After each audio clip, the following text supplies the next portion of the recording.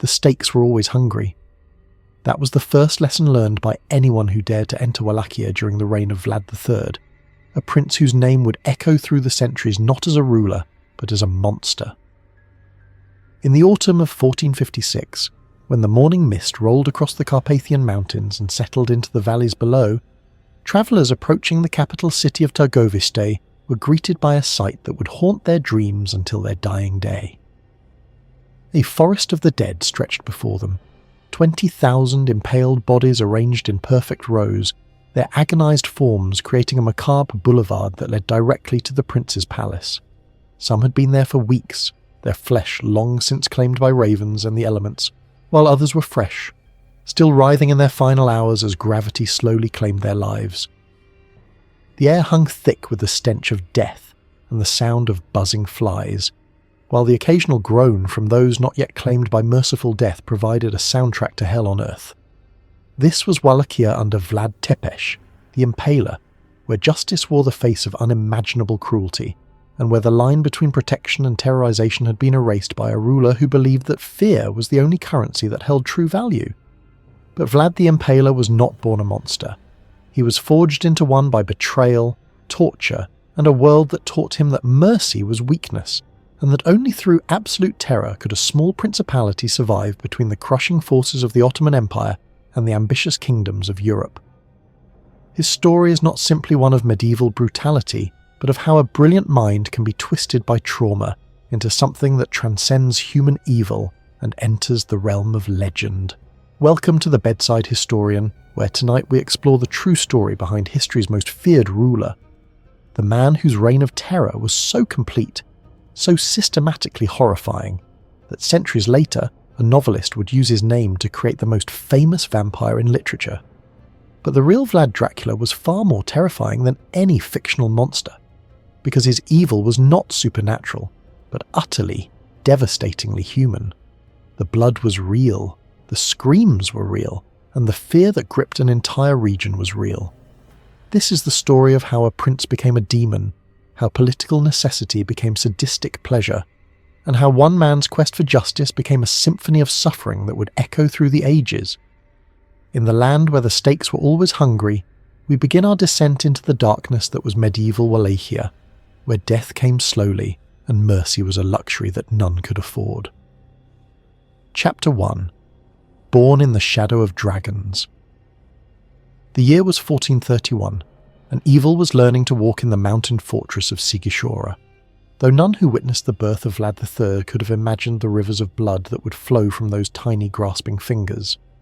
The midwife who delivered him would later swear that the child emerged from his mother's womb, with eyes already open, staring with an intensity that seemed to pierce through to the soul itself, as if he had been born not innocent but already knowing the darkness that awaited him. Sigishora stood like a stone guardian against the Carpathian Mountains, its towers reaching toward heaven while its dungeons descended toward hell, a fitting birthplace for a child who would one day master both domains with equal skill.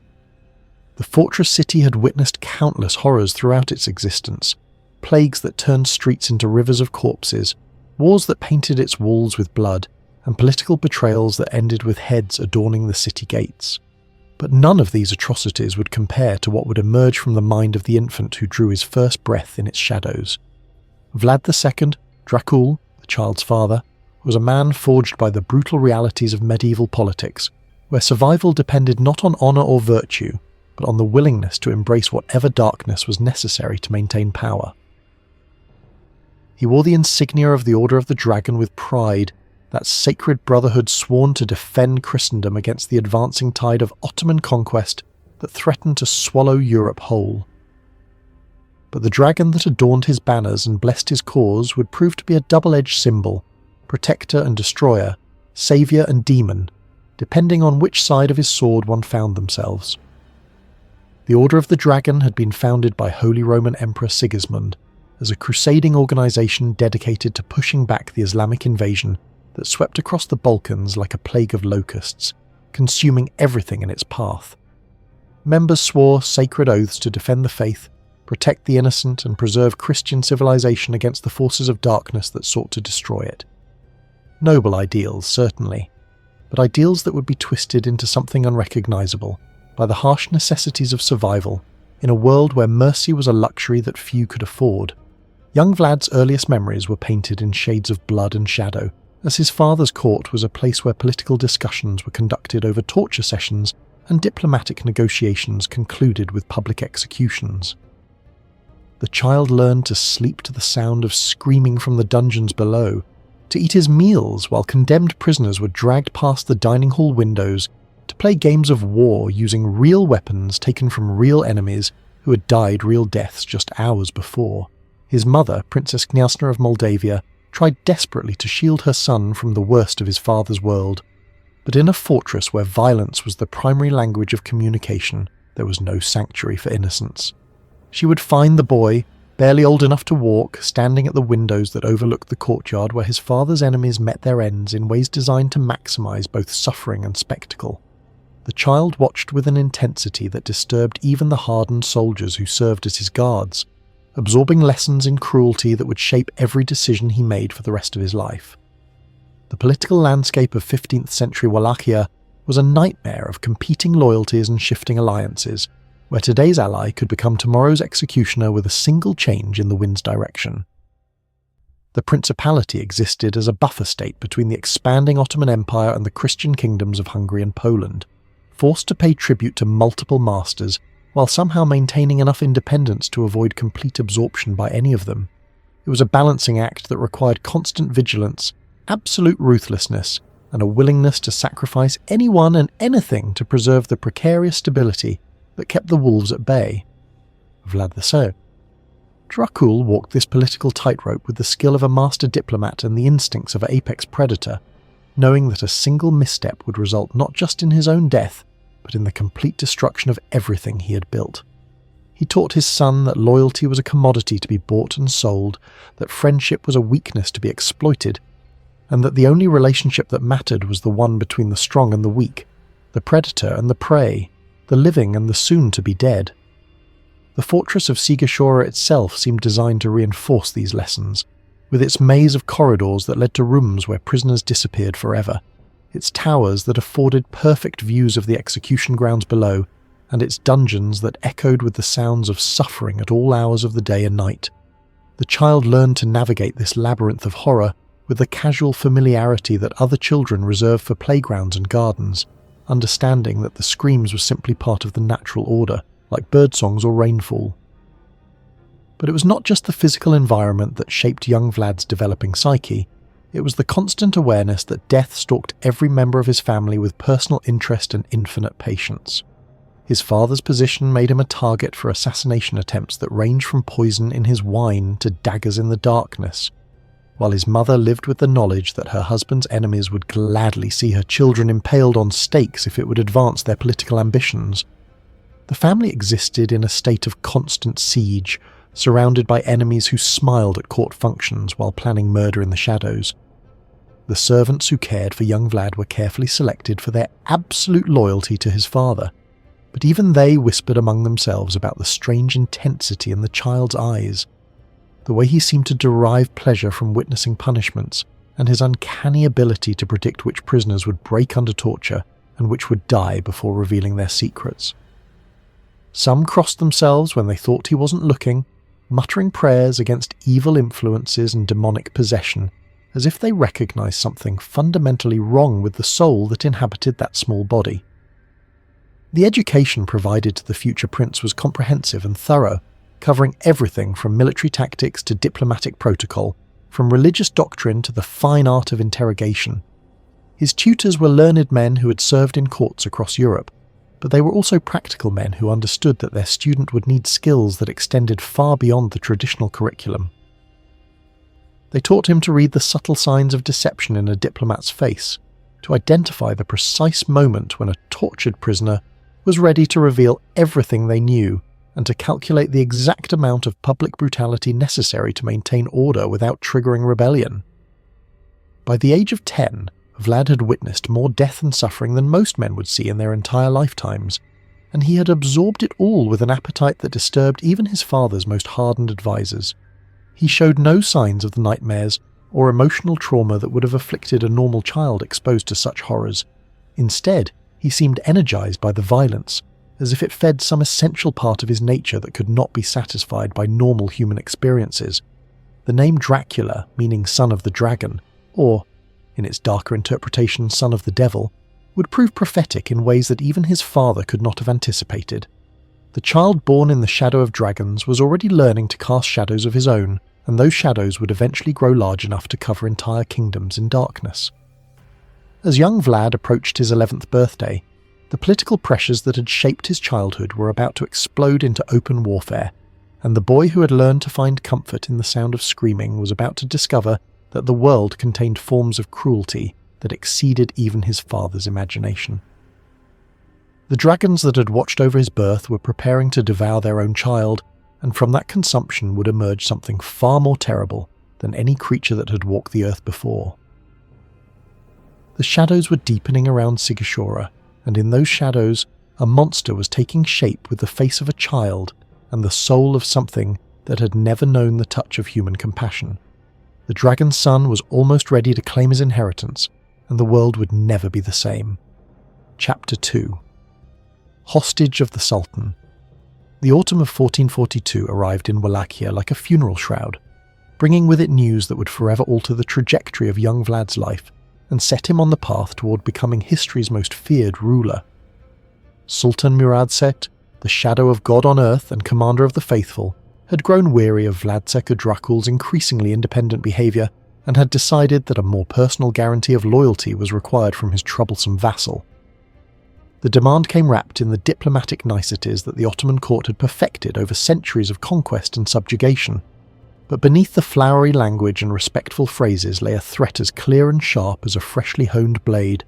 Send your sons to serve as hostages in the Sultan's court, or watch your principality burn while your family decorates the walls of Constantinople with their severed heads.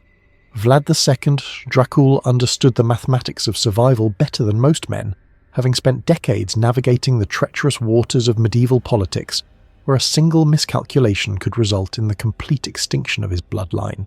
He knew that refusing the Sultan's request would bring immediate and overwhelming retaliation, while compliance offered the possibility, however slim, that his sons might survive their captivity and perhaps even return home with valuable knowledge of their captor's strengths and weaknesses.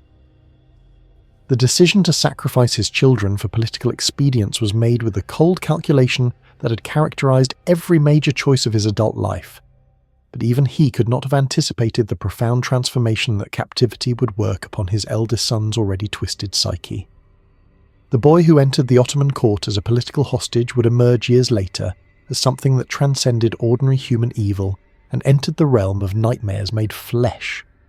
The journey to the Ottoman capital was a descent into a world where cruelty had been elevated to an art form, and where the systematic infliction of suffering was considered both entertainment and education. Young Vlad and his younger brother Radu travelled under heavy guard through territories that bore the scars of Ottoman conquest: burned villages, mass graves, and forests of impaled victims that served as monuments to the price of resistance. The sight of those stakes, with their grisly human ornaments rotting in the sun, made a profound impression on the 11-year-old Vlad, though not the impression that normal children would have experienced. Where others might have felt horror or revulsion, he felt curiosity and a strange sense of recognition,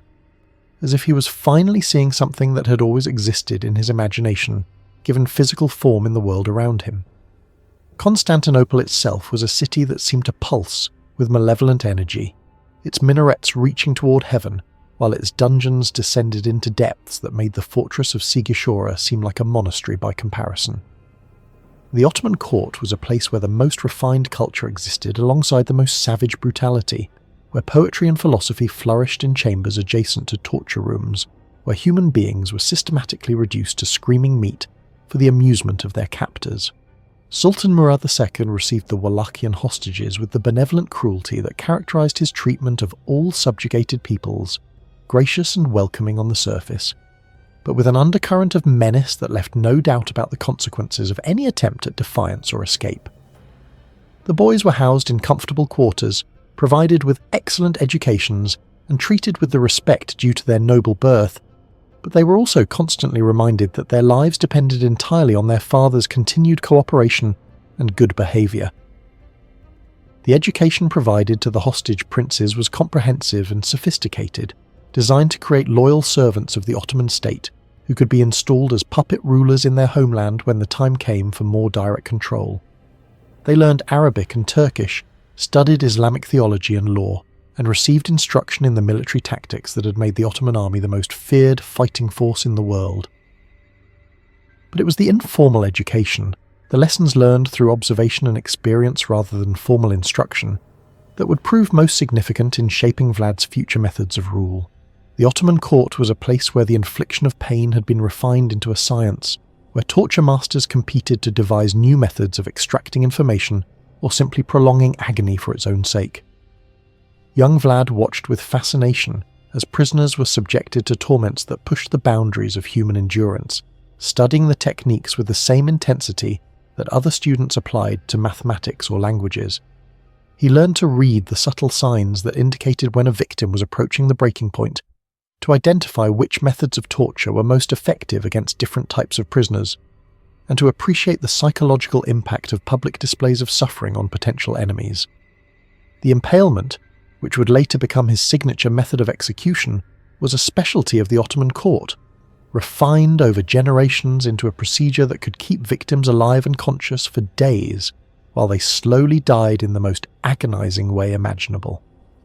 Vlad studied every aspect of the process, the precise angle at which the stake had to be inserted to avoid vital organs, the optimal thickness and sharpness of the implement, and the proper positioning of the victim to maximize both suffering and spectacle. His younger brother Radu reacted to their captivity in the way that might be expected from a normal child, with fear, homesickness, and a desperate desire to please their captors in hopes of earning gentler treatment. He converted to Islam, adopted Ottoman customs, and gradually transformed himself into a model subject of the Sultan, earning favour through submission and compliance. But Vlad's response was fundamentally different and infinitely more disturbing. Rather than being broken by his captivity, he seemed to be energised by it, as if the systematic cruelty of the Ottoman court was providing him with the education he had always needed, but never realised he was seeking. He remained outwardly cooperative and respectful, but beneath the surface he was absorbing lessons in the application of terror that would serve him well when he eventually returned to claim his inheritance.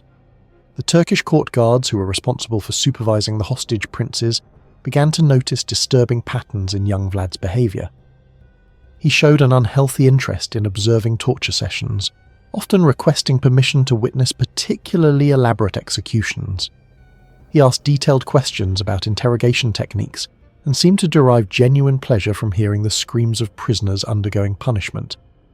Most unsettling of all was his apparent ability to predict which torture methods would be most effective against specific prisoners, as if he possessed some intuitive understanding of human psychology that allowed him to identify each individual's particular vulnerabilities. The guards began to whisper among themselves that the Wallachian boy was possessed by jinn or afflicted with some form of supernatural evil that made him more dangerous than any ordinary enemy. The years of captivity stretched on, and with each passing season, Vlad's education in the arts of cruelty became more comprehensive and more deeply ingrained in his developing personality. He witnessed mass executions where hundreds of prisoners were impaled simultaneously, creating forests of the dying that stretched to the horizon. He observed the siege tactics that the Ottomans used to reduce enemy fortifications, paying particular attention to the psychological warfare techniques designed to break enemy morale before the actual assault began. By the time he reached his 16th birthday, Vlad had become something that existed outside the normal categories of human experience, not quite a child, not quite an adult, but something altogether more sinister that combined the physical form of a young man with the accumulated knowledge of a master torturer and the psychological profile of a predator that had never known the restraining influence of human compassion. The news that eventually reached the hostages about events in Wallachia served to complete Vlad's transformation from damaged child to embryonic monster. His father had been betrayed and murdered by the Hungarian nobility, while his older brother Mircea had been captured by boyars who had tortured him to death in ways that made even Ottoman cruelty seem merciful by comparison. The dragon's son had learned that mercy was weakness, that trust was folly, and that the only relationship that mattered was the one between the torturer and the tortured. When Sultan Muradu finally released the 17-year-old Vlad to return to Wallachia and claim his inheritance, he was unleashing something that had never existed before in human history. A ruler who combined the political sophistication of a medieval prince with the systematic cruelty of an Ottoman torture master and the personal psychology of someone who had learned to find pleasure in the suffering of others. The boy who had entered captivity as a political hostage was leaving as something that transcended ordinary evil and entered the realm of pure malevolence. The dragon's son was returning home, and he was bringing with him an appetite for cruelty that would make his Ottoman captors seem like gentle shepherds by comparison. The shadows were gathering around Wallachia, and at their centre stood a young man whose education in the arts of terror was finally complete. The stakes were waiting, and soon they would feast on a scale that would make even the Sultan's executioners pause in wonder at the perfection of systematic cruelty that their former student had achieved. Chapter 3. First Taste of Power. The year 1448 marked the beginning of what historians would later recognise as one of the most brutal and systematically terrifying reigns in human history, though at the time it appeared to be nothing more than another minor political upheaval in the perpetually unstable landscape of medieval Wallachia. Vlad III Dracula, barely 17 years old and carrying within his soul the accumulated poison of 6 years in Ottoman captivity, returned to claim the throne that had been his father's and to begin the process of transforming theoretical knowledge of cruelty into practical application on a scale that would horrify even his former captors. The Wallachia that greeted the young prince's return was a principality ravaged by civil war, foreign invasion, and the kind of systematic betrayal that had become the region's primary export to the wider world. The boyar nobility, those ancient families who had served as the backbone of Wallachian society for generations, had demonstrated their loyalty to the Dracula dynasty by orchestrating his father's murder and his brother's torture,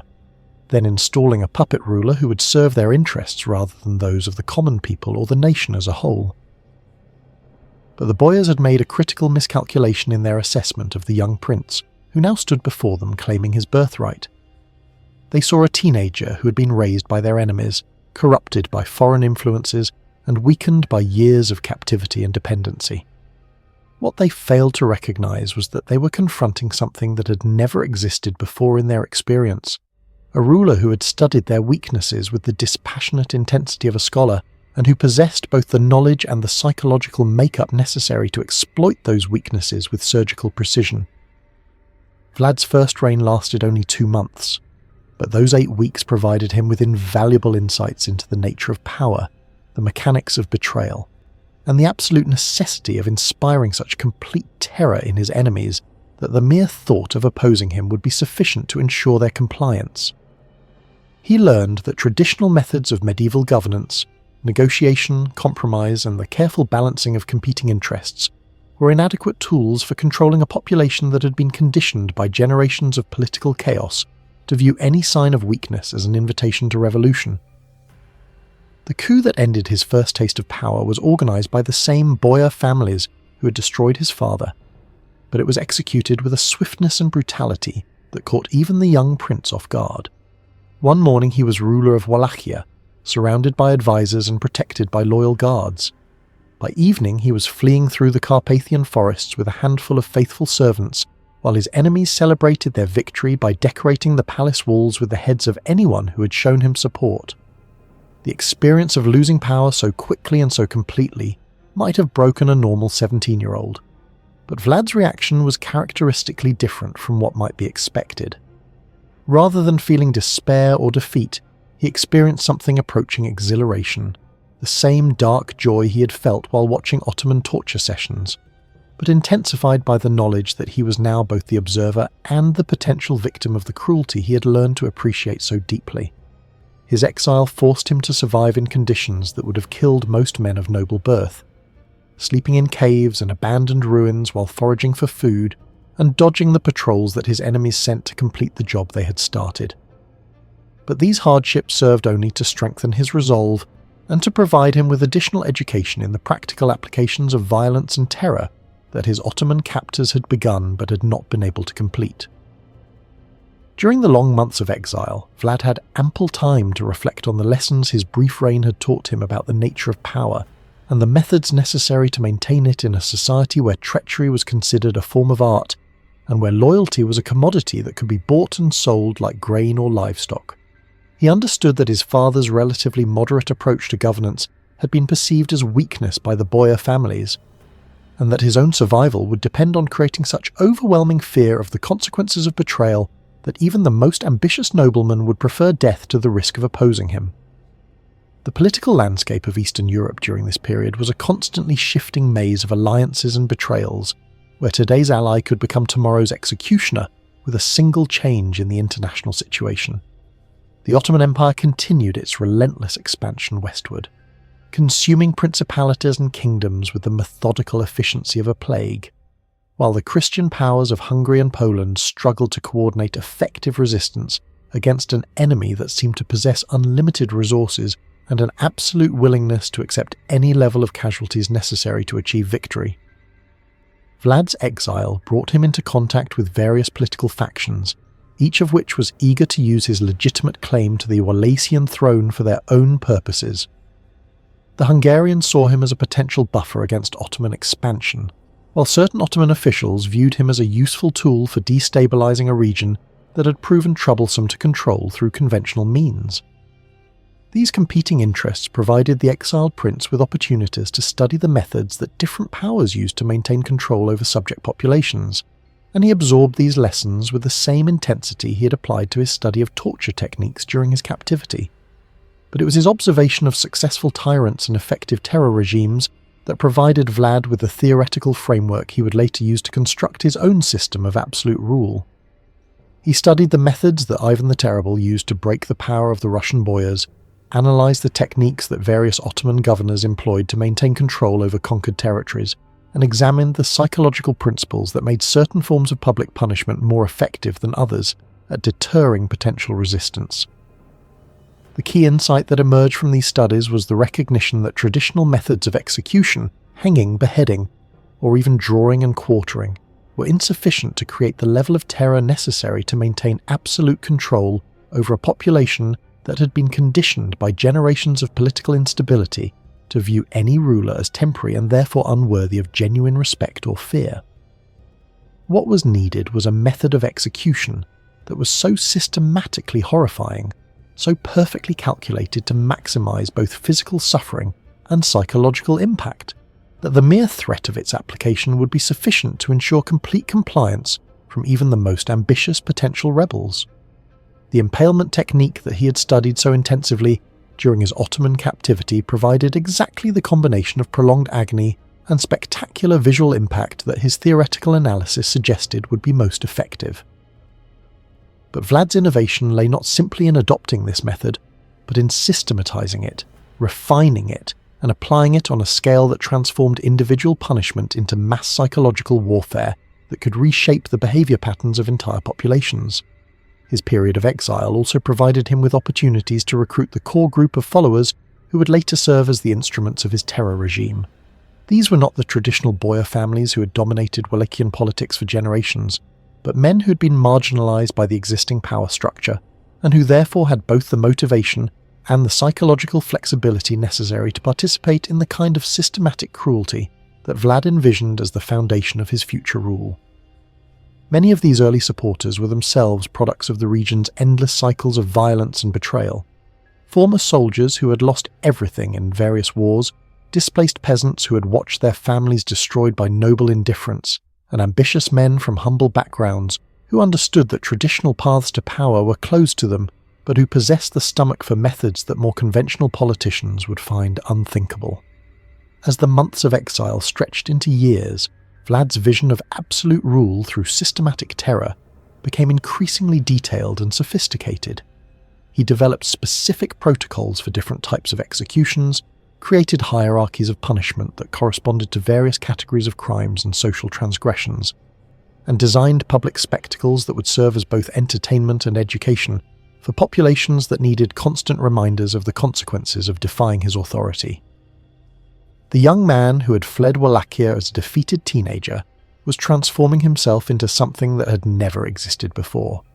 A ruler who combined the political sophistication of a Renaissance prince with the systematic cruelty of a professional torturer and the organisational skills of a military commander who understood that terror, properly applied, could be more effective than any army in maintaining control over hostile populations. By 1456, when circumstances finally aligned to provide him with another opportunity to claim his throne, Vlad had completed his transformation from damaged child to perfect monster. The education that had begun in his father's fortress, continued in Ottoman captivity, and been refined during years of exile, had produced something that transcended ordinary human evil and entered the realm of systematic malevolence that would reshape not only Wallachia, but the entire concept of political terror for centuries to come. The dragon son was ready to claim his inheritance, and this time he would not make the mistake of showing mercy to those who had betrayed his family, or of treating treachery as a political problem that could be solved through negotiation and compromise. The stakes were waiting, and soon they would feast on a scale that would make the Ottoman forests of the impaled seem like gentle gardens by comparison. The first taste of power had been brief and bitter, but it had taught him everything he needed to know about the price of weakness and the absolute necessity of inspiring such complete terror in his enemies that the very thought of opposition would be sufficient to ensure their destruction. The real reign was about to begin, and with it would come a darkness that would swallow Wallachia whole and cast shadows that would stretch across centuries. Chapter 4. The Making of a Monster. The 8 years that separated Vlad's humiliating first defeat from his triumphant return to power in 1456 were not merely a period of exile. They were a crucible in which the last remnants of human compassion were systematically burned away, leaving behind something that existed beyond the normal boundaries of mortal evil. During those years of wandering through the courts and battlefields of Eastern Europe, the young prince who had once possessed at least the theoretical capacity for mercy transformed himself into a creature whose very existence would redefine the limits of human cruelty. The education in terror that had begun during his Ottoman captivity continued with relentless intensity, as Vlad attached himself to various military campaigns, political conspiracies, and diplomatic intrigues that allowed him to study the methods that successful tyrants used to break the will of their enemies. He observed the siege of Belgrade, where Ottoman forces demonstrated the art of psychological warfare by catapulting the severed heads of captured defenders into the city to demoralize the remaining garrison. He witnessed the aftermath of peasant rebellions in Hungary, where the nobility's response involved impaling entire villages to ensure that the surviving population would never again consider resistance. But it was the news that reached him during the winter of 1447 that completed his transformation from damaged human being into something that transcended ordinary categories of evil. His older brother Mircea, who had been captured by the Boyar conspirators who had murdered their father, had been subjected to tortures that exceeded even Ottoman standards of systematic cruelty. The Boyars had buried him alive up to his neck, then allowed their horses to trample his head into bloody pulp, while forcing the common people to watch as a lesson in the consequences of loyalty to the Dracula dynasty. The description of his brother's death, provided in excruciating detail by refugees who had witnessed the execution, served as the final catalyst in Vlad's psychological transformation. Where another man might have felt grief, rage, or a desire for simple revenge, Vlad experienced something far more profound and infinitely more dangerous. A kind of spiritual revelation that convinced him that mercy was not merely weakness, but an active form of evil that allowed wickedness to flourish and innocent people to suffer. His brother's torturous death became the foundation of a personal philosophy that would guide every decision he made for the rest of his life. That the only effective response to cruelty was greater cruelty. That the only adequate punishment for betrayal was suffering so complete and so public that it would serve as an eternal warning to anyone who might consider similar treachery. The Boyars had taught him that traditional concepts of justice and proportional punishment were inadequate tools for dealing with enemies who possessed no honour,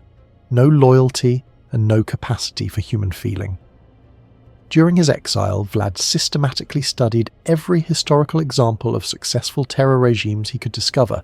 from the ancient Assyrians who had perfected the art of flaying conquered enemies alive to the more recent innovations of various Ottoman governors who had experimented with new methods of mass execution designed to maximize both suffering and spectacle. He analyzed the techniques that different cultures had developed for breaking human will,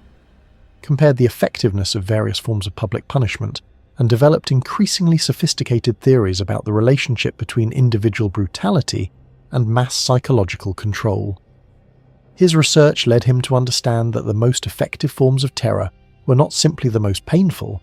but those that combined maximum physical suffering with maximum psychological impact on both the immediate victim and the broader population that witnessed the punishment.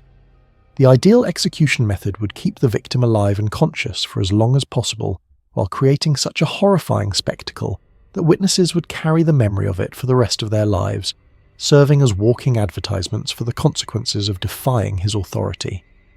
The impalement technique that he had studied during his Ottoman captivity met all of these criteria perfectly, but Vlad's genius lay in recognizing that even this supremely cruel method could be refined and systematized to achieve greater effectiveness. He began to develop specific protocols for different categories of victims. Nobles would be impaled on higher stakes than commoners to reflect their greater status, while particularly heinous traitors would be subjected to variations of the technique designed to prolong their agony for days rather than hours.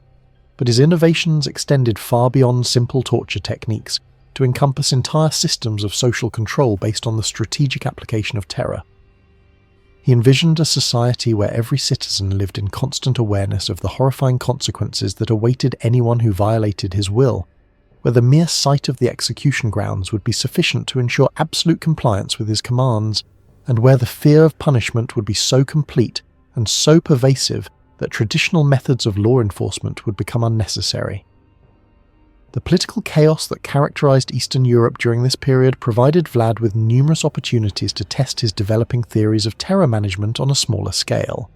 He participated in various military campaigns where he was given command of units responsible for interrogating prisoners and maintaining discipline among conquered populations.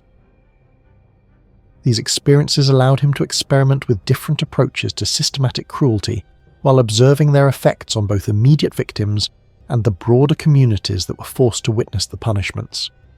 His reputation for innovative brutality began to spread among the military and political elite of the region, earning him both admirers and enemies who recognized that he represented something fundamentally different from the conventional rulers they were accustomed to dealing with. Some viewed him as a useful tool who could be employed when particularly harsh measures were necessary, while others began to understand that he posed a potential threat to the entire existing order of medieval society. The Hungarian court, where Vlad spent several years as a political refugee and military advisor, provided him with access to the most sophisticated theories of statecraft and political control that European civilization had developed. He studied the works of classical authors who had written about the relationship between fear and political authority, analysed contemporary examples of successful absolute monarchies, and developed increasingly complex models of how terror could be used not merely to punish enemies, but to actively reshape social behaviour on a massive scale. But it was his interaction with representatives of various religious orders that provided him with perhaps the most crucial insights into the psychology of mass control. The Inquisition had developed highly sophisticated techniques for breaking individual will and extracting confessions, while various monastic orders had perfected methods of psychological manipulation that could transform entire populations into willing participants in their own subjugation. Vlad absorbed these lessons with characteristic intensity, recognizing that the most effective forms of terror were those that convinced victims that their suffering was not only inevitable, but somehow justified. His growing reputation as a master of psychological warfare attracted the attention of various political factions who were eager to employ his services for their own purposes. The Hungarian nobility saw him as a potentially useful weapon against Ottoman expansion, while certain Ottoman officials recognized that his unique combination of political legitimacy and systematic brutality could make him an effective governor of troublesome provinces that had proven resistant to conventional forms of control.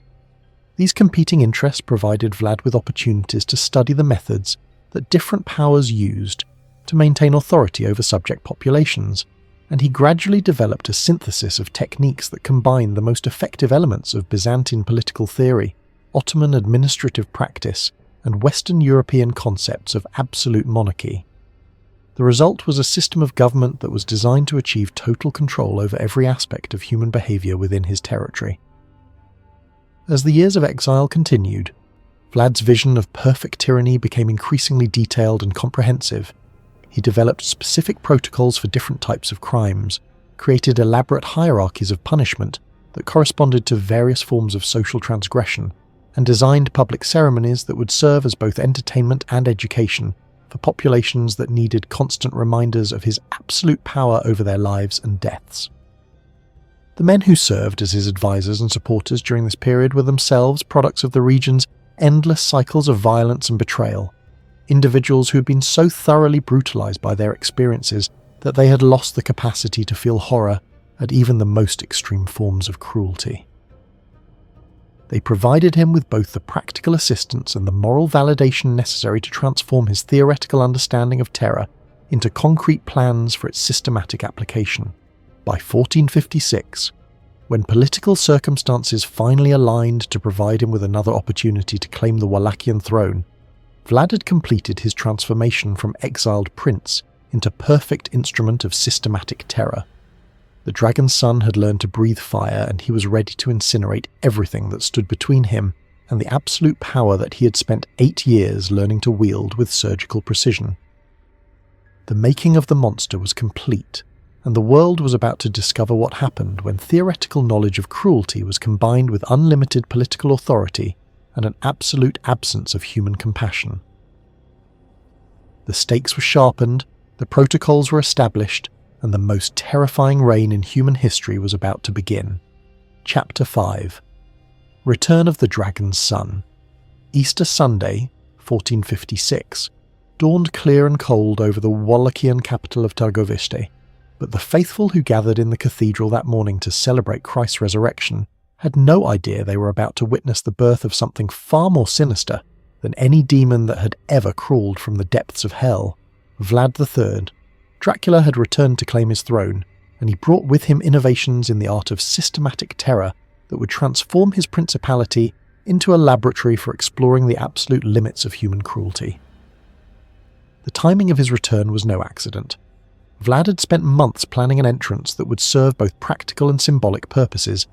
demonstrating his mastery of psychological warfare while simultaneously eliminating the enemies who had betrayed his family during his years of exile. The Easter celebration provided the perfect opportunity to gather all of Wallachia's noble families in one location, ostensibly for religious observance, but actually for the most comprehensive purge in the region's blood-soaked history. The Boyar families who had orchestrated his father's murder and his brother's torture filed into the cathedral with the comfortable arrogance of men who believed themselves untouchable, their silk robes and jewelled ornaments serving as advertisements for the wealth they had accumulated through generations of betrayal and political manipulation. They had ruled Wallachia through puppet princes and foreign intervention for 8 years, growing fat on the suffering of the common people while selling their nation's independence to the highest bidder among the competing powers that surrounded them. But as the morning service proceeded and the priest delivered his sermon about redemption and divine justice, these same nobles began to notice unusual activity in the streets surrounding the cathedral.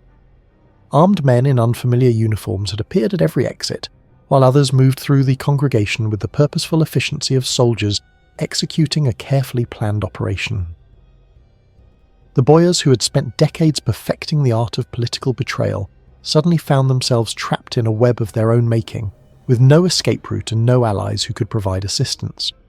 Vlad himself remained hidden until the moment of maximum impact, allowing his enemies to realize gradually that they were in mortal danger, while being unable to identify the source of the threat or devise any effective response to it. This deliberate build-up of tension and fear was characteristic of the psychological sophistication that distinguished his methods from the crude brutality employed by conventional tyrants. He understood that the anticipation of suffering could be almost as effective as actual torture in breaking his enemy's will to resist. When he finally revealed himself, striding into the cathedral flanked by guards whose faces bore the hard expressions of men who had been thoroughly educated in the arts of systematic violence,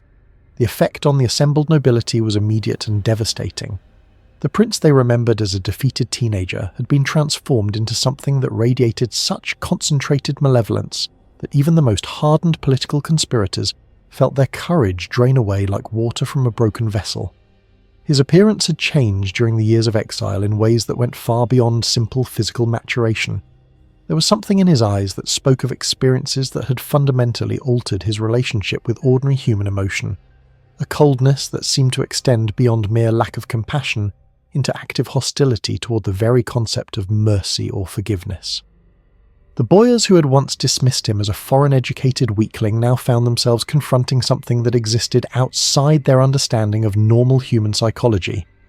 The speech that Vlad delivered to his captive audience was a masterpiece of psychological warfare,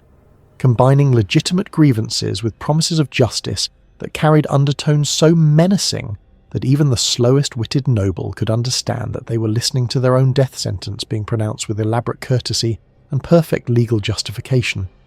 He recounted in excruciating detail the circumstances of his father's murder and his brother's torture, while making it clear that he held every person in the cathedral personally responsible for these crimes and their consequences. But it was not simply the content of his words that terrified his listeners, it was the tone of voice he used to deliver them, a conversational, almost friendly manner that suggested he was discussing matters of purely academic interest rather than announcing the imminent destruction of everyone who heard him speak. This disconnect between the horrible meaning of his words and the casual way he delivered them created a sense of unreality that made his threat seem somehow more credible rather than less, as if he were describing events that had already occurred rather than punishments that were still being contemplated. The mass arrest that followed was executed with the precision of a military operation, with each noble family being taken into custody according to predetermined protocols that reflected both their degree of responsibility for past crimes and their potential usefulness for future purposes. Some were immediately condemned to death, while others were reserved for more elaborate punishments that would serve educational purposes for the broader population. The most important conspirators were set aside for special treatment that would demonstrate the consequences of betraying the Dracula dynasty. The execution methods that Vlad employed during this initial purge revealed the extent to which his understanding of systematic terror had evolved during his years of exile and study. Rather than simply killing his enemies quickly and efficiently, he created elaborate spectacles that were designed to serve multiple purposes simultaneously, punishing the guilty, terrorizing potential future opponents, and educating the general population about the new realities of life under his absolute authority. The impalement technique that became his signature method was not simply adopted wholesale from Ottoman practice, but was refined and systematized in ways that reflected his sophisticated understanding of the relationship between individual suffering and mass psychological control. He developed specific protocols for different categories of victims, with variables including the height of the stake, the angle of insertion, and the duration of the process being carefully calculated to achieve maximum impact on both the immediate victim and the broader audience that was forced to witness the punishment. The boyars who had murdered his father were subjected to a version of impalement that was designed to keep them alive and conscious for days rather than hours, their stakes positioned so that their dying agonies would be visible from every corner of the capital city. Their screams served as a constant reminder to the population that the new prince was not bound by the conventional limitations that had restrained his predecessors, and that resistance to his authority would result in consequences that exceeded the worst nightmares of even the most imaginative potential rebels. But Vlad's innovations extended far beyond simple torture techniques to encompass entire systems of social control based on the strategic application of terror. He understood that the most effective forms of punishment were those that transformed the victims themselves into instruments of his authority, using their suffering to communicate messages about his power and their own helplessness that would resonate throughout the community for generations to come. The positioning of the impaled bodies around the capital city was planned with the same attention to detail that a military engineer might devote to the placement of fortifications, with each stake located to maximize its psychological impact on specific segments of the population. Merchants travelling the main roads would encounter forests of the dying that served as reminders of the consequences of economic treachery, while foreign diplomats would be forced to conduct their business while breathing air that was thick with the stench of rotting flesh and the sound of final agonies.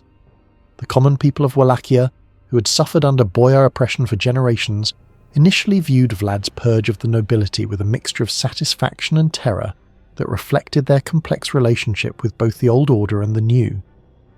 They had legitimate grievances against the families who had exploited them for centuries, but they also recognized that a ruler who could eliminate his enemies with such systematic thoroughness might eventually turn his attention to lesser forms of disobedience or social transgression.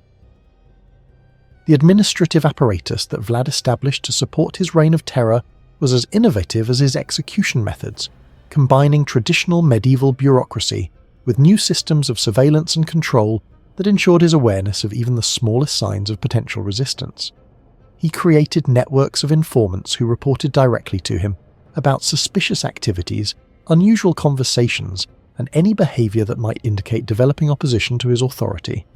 The Easter Sunday Massacre, as it came to be known, served as both the practical foundation and the symbolic announcement of a new form of government that was based not on traditional concepts of feudal obligation or divine right, but on the systematic application of terror so complete and so pervasive that resistance became literally unthinkable for anyone who wished to continue living. The dragon's son had returned, and he had brought with him a darkness that would swallow his enemies whole, while casting shadows that would extend far beyond the borders of his small principality. The reign of Vlad the Impaler had officially begun, and with it came innovations in the art of systematic cruelty that would influence the development of totalitarian government for centuries to come. The stakes were planted, the protocols were established, and the most terrifying experiment in absolute power that the world had ever witnessed was ready to begin in earnest. Chapter 6. The Forest of the Dead. By the autumn of 1456, the approach to Târgoviste had been transformed into something that existed beyond the normal boundaries of human nightmare. A landscape where death wore 1,000 faces and spoke in a chorus of agonized voices that could be heard for miles in every direction. What travellers encountered as they drew near to Vlad's capital was not simply an execution ground, but a carefully orchestrated masterpiece of terror that demonstrated the absolute perfection that systematic cruelty could achieve when guided by an intelligence that had studied the art of suffering with scientific precision. The forest of impaled bodies that surrounded the city stretched for over 2 miles in every direction, containing more than 20,000 stakes arranged in perfect geometrical patterns that reflected both Vlad's obsession with order and his understanding of the psychological principles that made certain visual displays more effective than others at breaking human will. Each stake had been positioned according to specific criteria that took into account the victim's social status, the nature of their crimes, and the message that their suffering was intended to communicate to different segments of the population. The tallest stakes, some reaching heights of over 30 feet, were reserved for the most important boyars and foreign dignitaries whose executions were designed to send messages that would resonate far beyond the borders of Wallachia. These elevated positions ensured that their death agonies would be visible from great distances, while also serving practical purposes by creating navigation landmarks that would guide travellers directly toward the spectacle that awaited them in the city proper. The arrangement of the stakes followed patterns that revealed Vlad's sophisticated understanding of crowd psychology and mass spectacle. Rather than simply creating random distributions of impaled bodies, he had organised them into concentric circles, radiating spirals, and geometric formations that drew the eye inexorably toward the centre of the display, while creating optical illusions that made the forest appear even larger and more densely populated than it actually was. The victims themselves had been selected according to criteria that went far beyond simple political necessity to encompass broader categories of social transgression that Vlad had identified as threats to the absolute order he was determined to establish. Corrupt officials who had accepted bribes found themselves impaled alongside merchants who had cheated their customers, while adulterous wives shared stakes with priests who had violated their vows of celibacy. The message was clear and unambiguous. Any violation of the social contract, no matter how minor, would result in consequences that exceeded the worst fears of even the most paranoid potential transgressor. But it was not simply the scale of the display that made it so effective as an instrument of terror. It was the meticulous attention to detail that Vlad had devoted to perfecting the impalement process itself.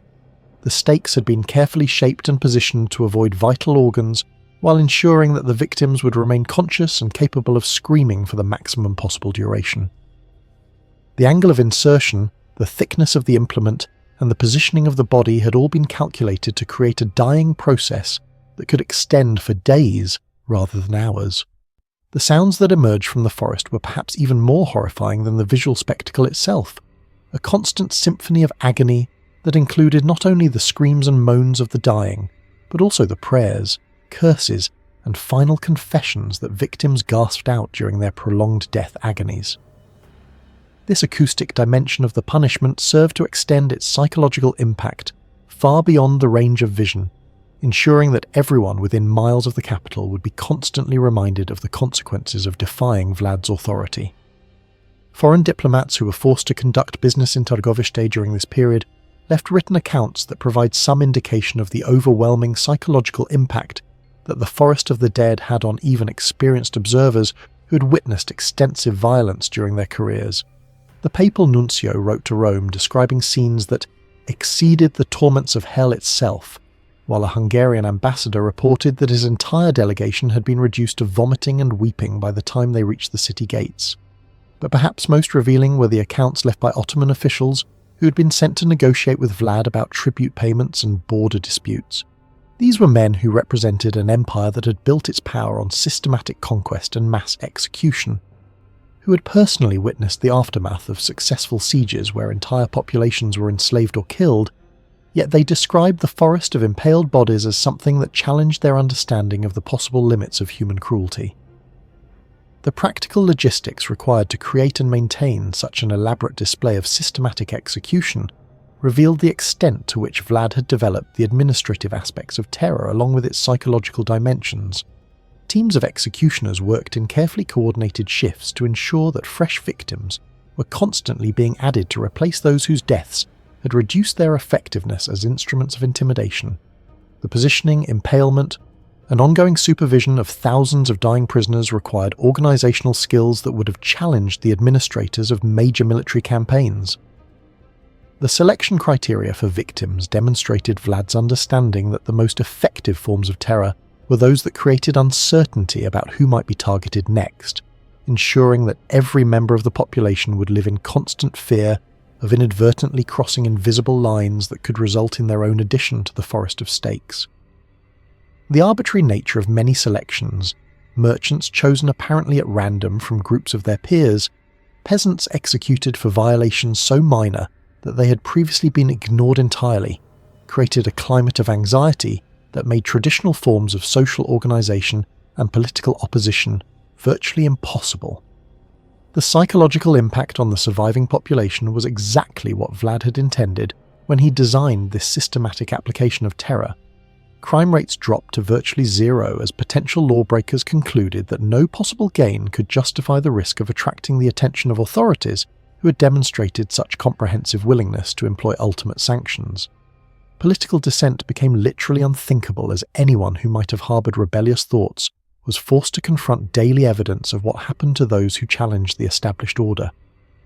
But the Forest of the Dead served purposes that extended far beyond simple domestic control to encompass broader strategic objectives related to Wallachia's position in the complex web of international relationships that characterized medieval Eastern Europe. The display served as a form of diplomatic communication that conveyed messages about Vlad's character and capabilities to potential enemies and allies alike, establishing his reputation as someone who possessed both the will and the ability to employ methods of warfare that exceeded conventional limits. The maintenance of the forest required constant attention to ensure that its psychological effectiveness was preserved as individual victims died and their bodies began to decompose. Fresh stakes were added regularly while older ones were repositioned or replaced to maintain the visual and auditory impact that made the display such an effective instrument of mass psychological manipulation. The entire operation represented a significant investment of resources and administrative attention that demonstrated Vlad's commitment to terror as a fundamental tool of governance, rather than simply an occasional expedient. The international reaction to reports about the forest of impaled bodies was mixed, reflecting the complex political realities that governed relationships between medieval states. Some rulers expressed public horror at Vlad's methods while privately admiring their effectiveness at maintaining domestic order and deterring foreign intervention. Others saw the displays as evidence of madness or demonic possession that made any form of normal diplomatic relationship impossible. As winter approached and the Forest of the Dead continued to grow, adding new victims while maintaining the existing ones in their various stages of decay and final agony, it became clear that Vlad had succeeded in creating something that transcended ordinary categories of political terror to become a permanent feature of his realm's landscape and identity. The dragon's son had planted a garden of death that would bloom with fresh horrors for years to come, and the seeds of absolute terror that he had sown were beginning to bear fruit that would nourish his power for as long as he remained capable of maintaining the systematic cruelty that had become his signature. The forest was complete, but it would never be finished. It would continue to grow and evolve as long as there were enemies to punish and lessons to teach about the absolute nature of his authority over life and death in the principality that had become his personal laboratory for exploring the furthest reaches of human evil. Chapter 7. Justice Through Terror. The transformation of Wallachia from a lawless principality into a realm where absolute order reigned supreme through systematic terror was perhaps Vlad's most remarkable achievement, demonstrating that his innovations in cruelty were not merely the products of sadistic impulse, but the carefully calculated components of a comprehensive system of social control that achieved results which had eluded conventional governance for centuries. By the spring of 1457, barely a year after his return to power, travellers through his domain reported phenomena that seemed to defy the normal patterns of medieval society. Roads completely free of bandits, markets where merchants conducted business without fear of theft, and cities where crime had been reduced to levels that approached the miraculous. The methods by which this transformation had been achieved were as systematic as they were horrifying, reflecting Vlad's understanding that true order could only be established by creating such overwhelming fear of punishment that the mere thought of transgression would become psychologically impossible for the vast majority of his subjects. He had studied the failure of previous attempts at law enforcement in medieval Europe and had concluded that their weakness lay not in insufficient harshness, but in inadequate consistency. Criminals were willing to risk conventional punishments because they believed they might escape detection or find ways to mitigate their sentences through political influence or simple luck. Vlad's solution to this problem was characteristically comprehensive and utterly ruthless. He created a system of justice that was based not on the traditional concepts of proportional punishment or the possibility of redemption, but on the principle that any violation of his laws, regardless of its magnitude, would result in consequences so severe and so public that no rational person would consider the potential benefits worth the certain costs. The impalement that had become his signature method of execution was applied not only to major crimes like treason or murder, but to offences that other rulers would have considered minor infractions worthy of nothing more than fines or brief imprisonment. The famous experiment with the Golden Cup demonstrated both the effectiveness of his methods and the psychological sophistication that distinguished his approach to social control from crude brutality. A valuable drinking vessel was placed at a public fountain in the centre of Trgoviste, where it remained for years without being stolen despite being accessible to thousands of people who passed by it daily.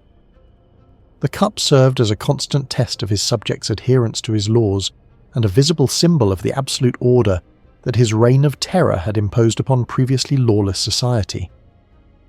But the cup's true significance lay not in its material value, but in what it represented about the psychological transformation that Vlad had achieved in his population. The citizens who walked past it every day were not simply choosing to obey the law out of respect for property rights or fear of conventional punishment. They were demonstrating that his methods had fundamentally altered their understanding of the relationship between individual desire and social consequences. The terror he had systematically cultivated had become so deeply embedded in their consciousness that theft had literally become unthinkable rather than simply inadvisable. The administrative apparatus that supported this system of absolute justice was as innovative as the punishments it dispensed, combining traditional medieval bureaucracy with new forms of surveillance and enforcement that ensured his awareness of even the smallest violations of social order. Networks of informants reported directly to his personal agents about suspicious activities, unusual conversations, and any behaviour that might indicate developing resistance to his authority. The knowledge that any citizen might be an agent of the prince created a climate of mutual surveillance that made organised opposition virtually impossible while encouraging voluntary compliance with even the most minor regulations.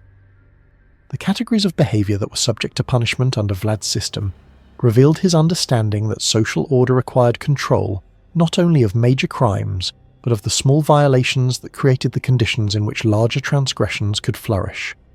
Merchants who gave short measure found themselves impaled alongside common thieves, while officials who accepted even minor bribes shared stakes with those who'd committed major acts of corruption. The message was clear and unambiguous. There was no such thing as a minor violation of his laws, and no transgression was too small to merit the ultimate punishment. The speed and certainty with which justice was administered under this system eliminated the traditional delays and uncertainties that had allowed criminals to escape punishment through legal maneuvering or political influence. Suspects were typically arrested, tried, and executed within days of their alleged crimes, with the entire process conducted according to predetermined protocols that left no room for appeals, bribes, or intervention by powerful allies. This compression of the legal timeline served both practical and psychological purposes, demonstrating the futility of resistance while preventing the development of organised efforts to rescue or assist the accused. The public nature of all executions served educational purposes that extended far beyond simple deterrence to encompass broader lessons about the nature of authority and the consequences of challenging established order. Every impalement was conducted according to elaborate ceremonies that emphasised both the inevitability of punishment and the personal responsibility that each citizen bore for maintaining the social contract that Vlad had imposed upon his realm. The victims themselves were required to participate in these rituals by confessing their crimes and acknowledging the justice of their sentences before being subjected to the prolonged dying process that would serve as their final contribution to the maintenance of public order. The effectiveness of these methods at eliminating conventional crime was so complete that it created new categories of social behaviour that required constant vigilance to maintain. With theft, assault and fraud reduced to virtually non-existent levels, Vlad's attention turned to subtler forms of social transgression that other rulers would have considered too minor to merit official notice.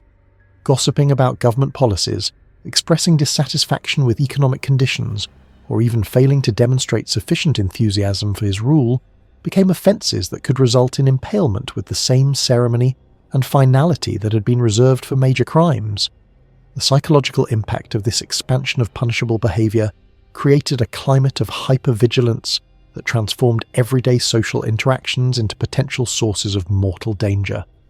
Citizens learned to monitor not only their own words and actions, but those of their family members, neighbours, and business associates, understanding that association with anyone who violated the increasingly complex web of behavioural requirements could result in their own destruction. This collective responsibility for maintaining absolute compliance created a system of social control that was largely self-enforcing, requiring minimal direct intervention from official authorities. The economic consequences of Vlad's system of absolute justice were as dramatic as its social effects, creating conditions that allowed commerce and agriculture to flourish in ways that had been impossible during the chaos and lawlessness that had characterized previous reigns. Merchants could transport valuable goods across great distances without fear of bandits.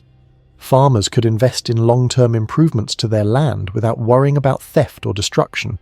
and artisans could accumulate wealth and tools without the constant anxiety that had previously made economic planning virtually impossible. But this prosperity came at a price that extended far beyond the obvious costs of maintaining the apparatus of terror that made it possible. The psychological atmosphere created by Vlad's methods produced a population that was materially secure but spiritually devastated, capable of achieving remarkable economic productivity, but incapable of the kinds of creative and intellectual development that required some degree of freedom from the fear of immediate and horrible death for any form of nonconformity. The international observers who witnessed the results of Vlad's system of absolute justice were forced to confront uncomfortable questions about the relationship between order and freedom, security and human dignity that challenged their assumptions about the proper methods of governance. The undeniable effectiveness of his methods at achieving domestic tranquility and economic prosperity could not be dismissed as the ravings of a madman, yet the moral costs of these achievements seemed to exceed any possible justification that traditional political theory could provide. As news of Wallachia's transformation spread throughout Europe, other rulers began to study Vlad's methods with mixtures of horror and fascination that reflected their own struggles with the problems of maintaining order in societies that were characterized by endemic violence and lawlessness. some attempted to adopt modified versions of his techniques, though none possessed either the psychological makeup or the administrative capabilities necessary to implement them with the systematic thoroughness that had made them effective in his particular circumstances. The golden cup continued to sit undisturbed at its fountain, serving as a daily reminder to Vlad's subjects of the absolute nature of his authority and the perfect order that his reign of terror had imposed upon their lives. It had become more than simply a test of honesty. It was a symbol of the fundamental transformation that systematic cruelty could achieve when applied with sufficient intelligence, consistency, and absolute commitment to the principle that fear was the most reliable foundation for social organization. The dragon's son had created a kingdom where justice and terror had become indistinguishable, where perfect order reigned supreme over subjects who had learned that survival depended on absolute compliance with the will of a ruler who had transcended ordinary human limitations to become something that existed beyond the normal boundaries of political authority. The experiment in absolute control was succeeding beyond even his most ambitious expectations, and the world was beginning to understand what happened when theoretical knowledge of systematic cruelty was combined with unlimited power and the complete absence of moral restraint. Chapter 8. The Ottoman Response. The years of Vlad's terror regime had not gone unnoticed in the marble halls and silk-draped chambers of Constantinople, where Sultan Mehmed I, conqueror of Byzantium and self-proclaimed heir to the Roman Empire, watched with growing alarm as his former hostage transformed a minor tributary principality into something that threatened the carefully maintained balance of power throughout the entire region. The young prince, who had once been a pawn in Ottoman political calculations, had evolved into a force that defied every established convention of medieval diplomacy and challenged the Sultan's authority in ways that could not be ignored or dismissed as the temporary madness of an unstable vassal. The intelligence reports that reached the Ottoman court painted a picture of systematic cruelty that exceeded even the Sultan's own considerable standards for the application of terror as a tool of governance. Mehmed III had built his empire through methods that were hardly gentle. The conquest of Constantinople had involved the slaughter of thousands of civilians, while his campaigns in the Balkans had left entire regions depopulated through mass execution and forced relocation. But the accounts of Vlad's forest of impaled bodies and his systematic elimination of entire social classes suggested something that transcended ordinary military brutality to enter the realm of organized sadism. More disturbing than the scale of Vlad's cruelty was the evidence that it was producing results that challenged fundamental Ottoman assumptions about the relationship between terror and political control. The Wallachian prince had achieved levels of domestic order and administrative efficiency that surpassed anything that the Ottoman Empire had been able to establish in its own directly governed provinces, demonstrating that his methods, however horrifying, possessed an effectiveness that could not be dismissed as the products of mere madness or temporary bloodlust. The cessation of tribute payments that had traditionally flowed from Wallachia to Constantinople represented more than simply an economic loss. It was a direct challenge to the Ottoman system of imperial administration that relied on the regular submission of vassal states to demonstrate the Sultan's authority over the broader region. Vlad's refusal to acknowledge his tributary obligations was accompanied by increasingly provocative diplomatic communications that seemed designed to goad the Ottoman Empire into military action, while simultaneously demonstrating his contempt for the power that had once held him captive.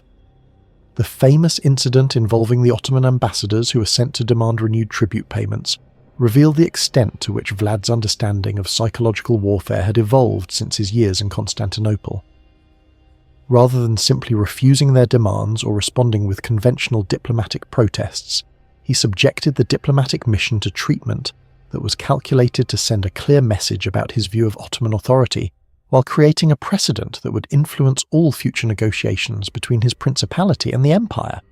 The ambassadors, high-ranking officials who were accustomed to the elaborate courtesy and ceremonial respect that characterized diplomatic interactions throughout the medieval world, found themselves confronted with a form of reception that violated every established convention of international law. They were forced to wait for days in uncomfortable accommodations while Vlad deliberately delayed their audience, then subjected to interrogation about their credentials and authority that was designed to humiliate rather than inform.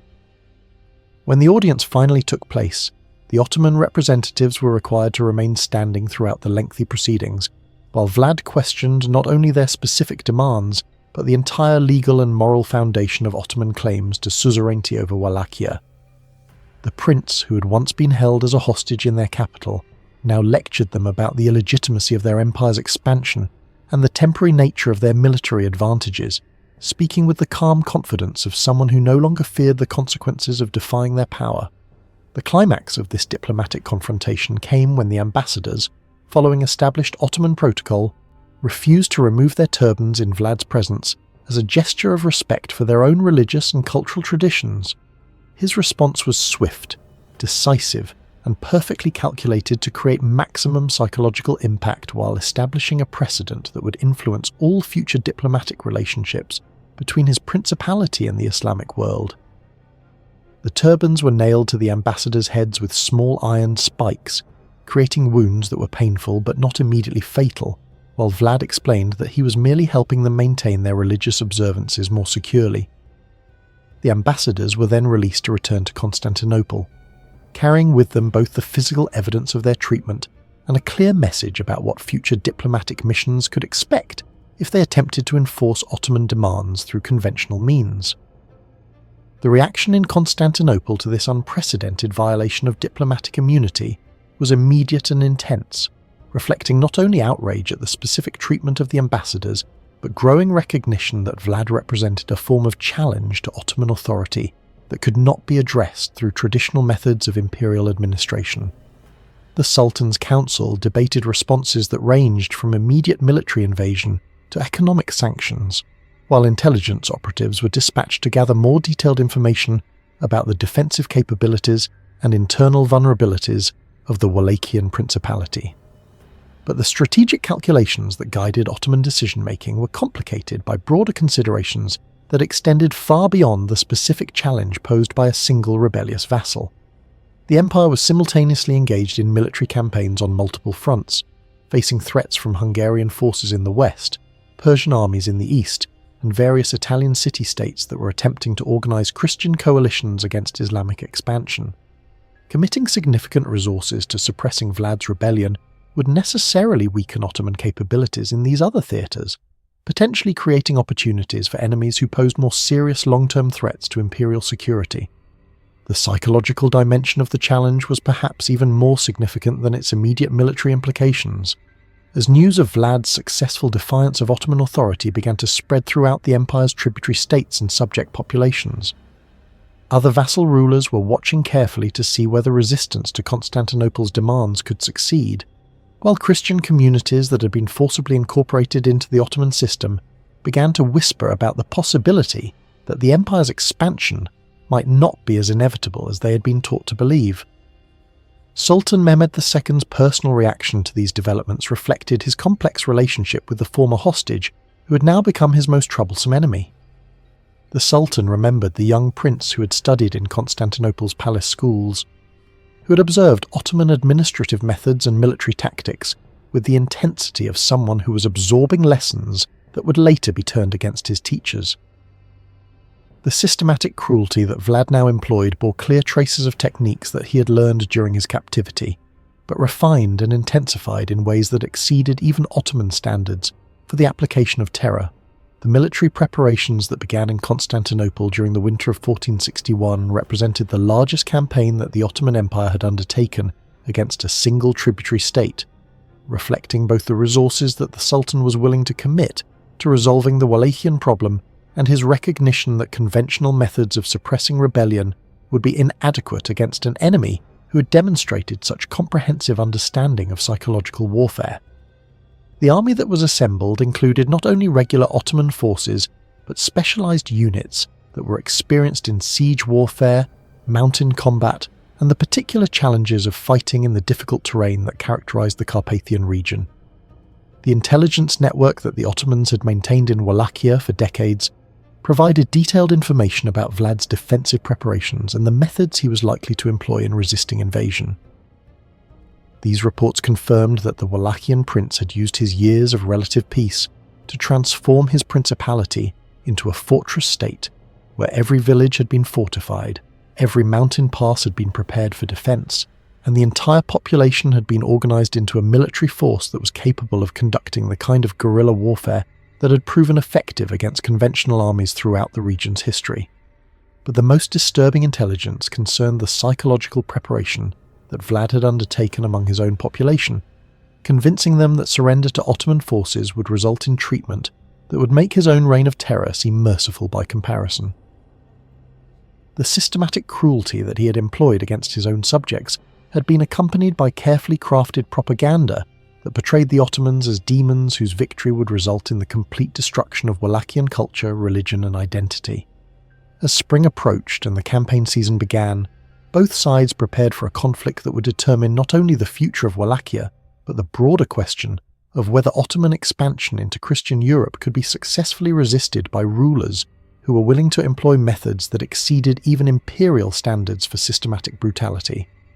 The Dragon's son was preparing to face his former captors in a confrontation that would test everything he had learned about the application of terror as a weapon of war,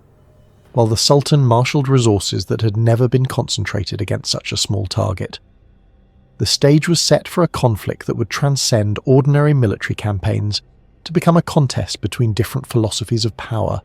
different approaches to the systematic application of cruelty, and different understandings of the relationship between terror and political authority. The outcome would influence the development of warfare and statecraft for centuries to come, as the world prepared to witness what happened when the student of systematic cruelty confronted the masters who had taught him everything he knew about the art of organized terror. Chapter 9. Night Attack at Targoviste. The summer of 1462 had settled over Wallachia like a shroud soaked in blood and sweat, as two of history's most ruthless rulers prepared for a confrontation that would determine not only the fate of a small principality, but the future of systematic terror as an instrument of political control. Sultan Mehmed II had assembled an army of over 90,000 men, Ottoman regulars, Janissary elite troops, Wallachian exiles who served as guides, and auxiliary forces drawn from across the empire's vast territories, while Vlad commanded barely 30,000 defenders who understood that defeat would mean not simply death, but torture that would make their prince's own methods seem merciful by comparison. The Ottoman advance through the Danube Valley had been a masterpiece of military engineering and logistical coordination, with the massive army moving through territory that Vlad had systematically devastated according to scorched earth tactics that left nothing useful for the invaders. Wells had been poisoned, crops had been burned, livestock had been slaughtered, and entire villages had been evacuated or destroyed to deny the Ottoman forces any opportunity to supplement their supplies through foraging or requisition from local populations. But it was not simply the physical destruction that made the Ottoman advance so psychologically challenging. It was the systematic display of impaled bodies that Vlad had arranged along every road, path, and strategic position that the invading army would encounter. These forests of the dead served multiple purposes. They demonstrated his absolute commitment to resistance,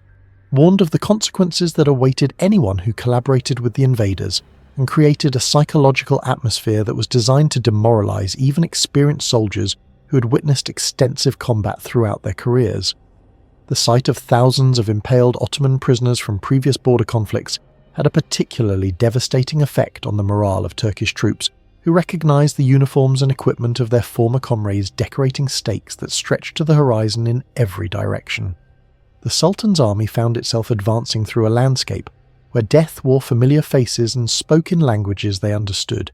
creating a constant reminder that their own fate might be equally horrible if they were captured by an enemy who had demonstrated such comprehensive mastery of systematic cruelty. Sultan Mehmed II himself was forced to confront the psychological impact of these displays when his army reached the outskirts of Targoviste in mid-June and encountered the masterpiece of terror that Vlad had created specifically for his benefit. A forest of 25,000 impaled bodies had been arranged in perfect geometric patterns that led the eye inevitably toward the central stake, which held the remains of Hamza Pasha, the Ottoman governor who had been captured during a previous campaign and subjected to tortures that had lasted for weeks before his eventual death. The Sultan, who had built his reputation on his willingness to employ whatever methods were necessary to achieve victory, found himself physically sickened by the scale and systematic nature of the display. This was not the chaotic brutality of a battle or the calculated cruelty of a siege. This was something that transcended ordinary categories of military violence to become a form of art that used human suffering as its medium and psychological terror as its intended effect. The military council that convened in the Sultan's pavilion that evening was marked by debates that revealed the extent to which Vlad's methods had succeeded in creating uncertainty among Ottoman commanders who were accustomed to facing enemies that employed conventional forms of resistance. The systematic nature of the terror displays suggested a level of organisation and commitment that went far beyond simple desperation, while the complete absence of any sign of weakness or willingness to negotiate indicated that the campaign would require methods that exceeded normal Ottoman standards for siege warfare. But it was during this council session that Vlad demonstrated the tactical brilliance that had made him such a dangerous enemy, launching the night attack that would become one of the most audacious military operations in medieval history. While the Ottoman commanders debated strategy in the apparent security of their heavily guarded encampment, the Wallachian prince was leading a carefully selected force of his most experienced warriors on a mission that was designed to accomplish what no conventional army could achieve through direct confrontation. The approach to the Ottoman camp had been planned with the same meticulous attention to detail that characterized all of Vlad's operations, taking advantage of his intimate knowledge of the terrain and his understanding of Ottoman military procedures gained during his years as a hostage in Constantinople. The attacking force moved through darkness that was made absolute by cloud cover that concealed the moon and stars, navigating by landmarks that had been identified during weeks of careful reconnaissance. The guards who should have provided warning of the approaching attack had been systematically eliminated by advanced scouts who used techniques that Vlad had learned from studying Ottoman military manuals, approaching their targets with the silence of professional assassins and dispatching them with methods that prevented any alarm from being raised. The perimeter of the camp was breached at precisely calculated points that would allow maximum penetration while avoiding the areas where resistance would be strongest. The attack itself unfolded with a coordination and ferocity that caught the Ottoman forces completely unprepared, despite their reputation for military discipline and readiness. Vlad's warriors struck simultaneously at multiple points throughout the camp, creating chaos and confusion that prevented any organised response, while maximising casualties among sleeping soldiers who had no opportunity to reach their weapons or organise defensive formations. But the primary objective of the raid was not simply to inflict casualties on the Ottoman army, it was to penetrate to the Sultan's personal quarters and eliminate the enemy commander whose death would end the campaign, and demonstrate that even the most powerful ruler in the Islamic world was vulnerable to someone who understood the proper application of systematic terror. Vlad himself led the assault on the royal pavilion, fighting his way through Janissary guards who represented the elite of Ottoman military forces. The confrontation that took place in the Sultan's tent was brief but decisive, with Vlad coming within yards of achieving his objective before being forced to withdraw by the arrival of reinforcements who had finally managed to organise effective resistance to the surprise attack. The Sultan himself, who had built his reputation on personal courage and military skill, found himself face to face with the former hostage whose systematic cruelty had exceeded even imperial standards for the application of terror. The psychological impact of the night attack extended far beyond its immediate military results, demonstrating that the Ottoman Empire's most powerful army could be penetrated and its supreme commander threatened by an enemy who possessed both the tactical skill and the desperate courage necessary to attempt what conventional military wisdom considered impossible. The fact that Vlad had come so close to achieving his objective created doubt about Ottoman invincibility that would influence the campaign's subsequent development. The withdrawal of the Wallachian forces was conducted with the same precision that had characterized their approach, with Vlad's warriors vanishing into the darkness from which they had emerged, while leaving behind evidence of their presence that would haunt the dreams of every Ottoman soldier who survived the encounter. The camp that had been a symbol of imperial power and military organisation had been transformed into a scene of chaos and destruction that challenged every assumption about the empire's military superiority. The Sultan's reaction to the night attack revealed the extent to which Vlad's methods had succeeded in creating psychological pressure that exceeded anything he'd experienced during his extensive military career. The ruler who had conquered Constantinople and defeated armies throughout the Balkans found himself confronting an enemy whose willingness to employ systematic terror had created capabilities that transcended conventional military categories. The casualties inflicted during the raid, while significant, were less important than the psychological damage that had been achieved by demonstrating the vulnerability of even the most powerful military force to an enemy who understood that terror could be more effective than conventional weapons when applied with sufficient intelligence and tactical skill. The Ottoman army that had advanced through Wallachia with such confidence now faced the prospect of continuing the campaign against an opponent who had proven capable of striking at the heart of their power structure. As dawn broke over the devastated Ottoman camp, both armies prepared for the continuation of a conflict that had transcended ordinary categories of military campaign to become a contest between different philosophies of warfare and different approaches to the systematic application of terror. The Dragon's Son had demonstrated that even the mightiest empire could be challenged by someone who possessed the knowledge, courage, and absolute commitment necessary to transform theoretical understanding of cruelty into practical weapons that could threaten the foundations of imperial power.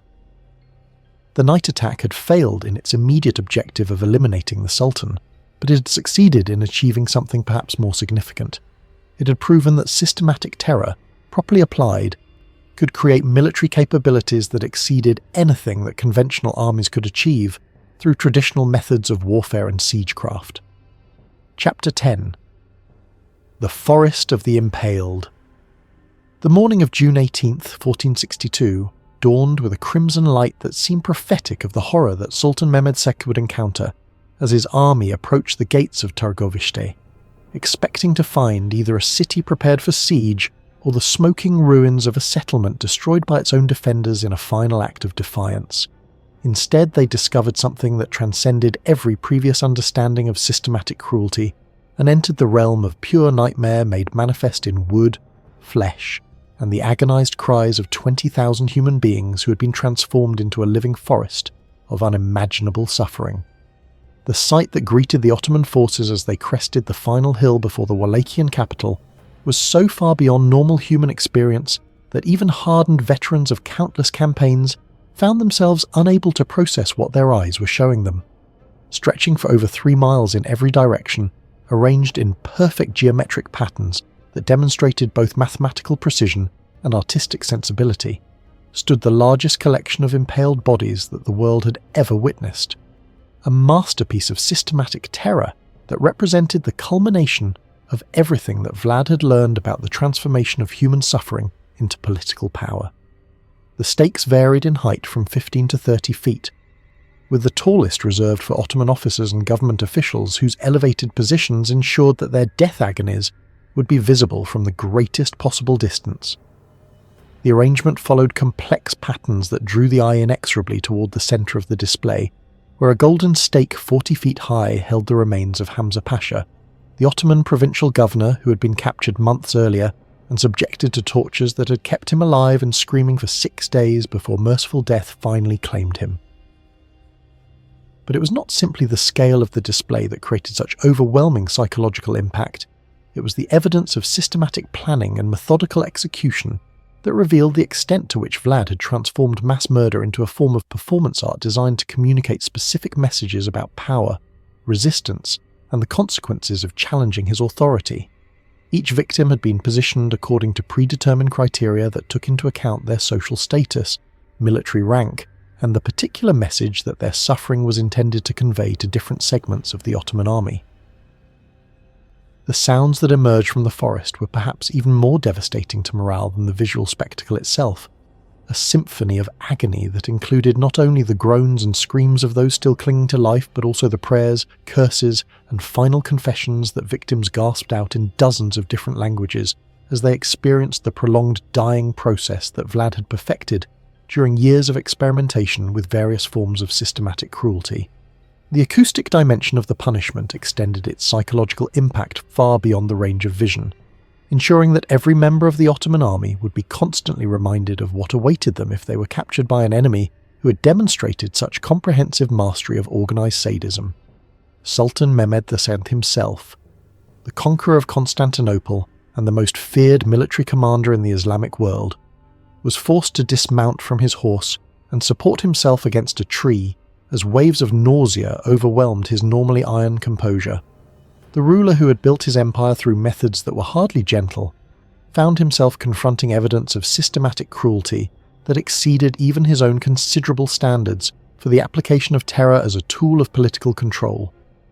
The Ottoman officers who accompanied the Sultan on his inspection of the impalement field left written accounts that provide some indication of the overwhelming psychological impact that the display had on experienced military professionals who had witnessed extensive violence throughout their careers.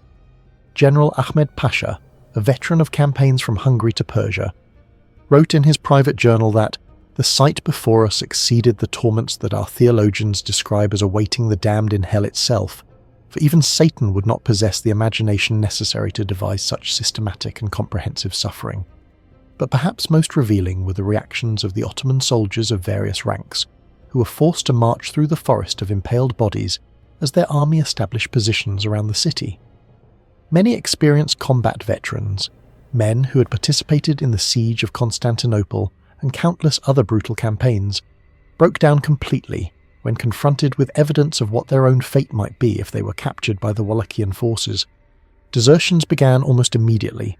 with entire units abandoning their positions during the night and fleeing southward toward the Danube despite the certainty that such actions would result in their own execution by Ottoman military justice.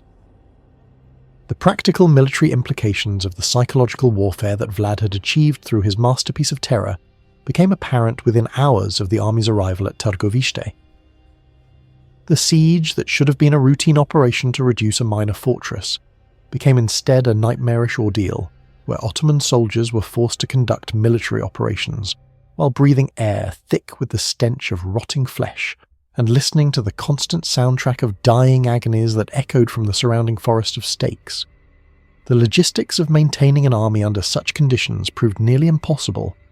as supply convoys arriving from the south were forced to navigate through miles of impaled bodies before reaching the main camp, creating psychological trauma among rear echelon personnel who had not been prepared for exposure to such systematic displays of cruelty. The horses and pack animals that were essential for military operations became increasingly difficult to control as they reacted to the overwhelming sensory assault of death and decay that permeated the entire area. The medical implications of conducting a military campaign in the vicinity of so many decomposing bodies created additional challenges that the Ottoman command structure had never been forced to address. Disease began to spread through the ranks as the normal sanitary precautions that were standard for military encampments proved inadequate when thousands of rotting corpses contaminated the air, water and soil throughout the operational area. The army's physicians reported that they were treating more casualties from illness and psychological breakdown than from actual combat injuries. But the most significant impact of the forest of impaled bodies was its effect on the strategic decision-making process within the Ottoman High Command. The evidence of systematic cruelty that it represented forced a fundamental reassessment of the assumptions that had guided imperial policy toward Wallachia and other tributary states, as military planners were forced to confront the reality that they were dealing with an enemy whose methods exceeded their own capacity for systematic terror. The debates that took place in the Sultan's council tent during the days following their arrival at Târgoviște revealed the extent to which Vlad's psychological warfare had succeeded in creating uncertainty among Ottoman commanders who were accustomed to dealing with enemies that employed conventional forms of resistance. The systematic nature of the terror displays suggested a level of organisation and commitment that went far beyond simple desperation,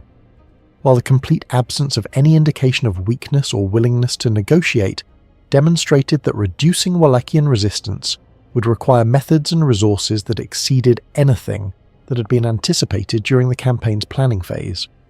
The interrogation of captured Wallachia prisoners provided additional insights into the psychology that had made such comprehensive cruelty possible, revealing that Vlad had succeeded in convincing his entire population that surrender to Ottoman forces would result in treatment that would make his own reign of terror seem merciful by comparison. The systematic indoctrination that he had employed among his subjects had created a military force that was prepared to fight to the death, not out of loyalty to their prince, but out of genuine terror about what would happen to them if they were captured alive. The intelligence reports that reached Constantinople during this period painted a picture of an Ottoman army that was being systematically demoralized by an enemy whose understanding of psychological warfare exceeded anything that imperial military doctrine had prepared them to counter. The forest of impaled bodies was achieving strategic objectives that conventional military force had been unable to accomplish, demonstrating that systematic terror, properly applied, could create defensive capabilities that exceeded anything that traditional fortifications or troop concentrations could provide.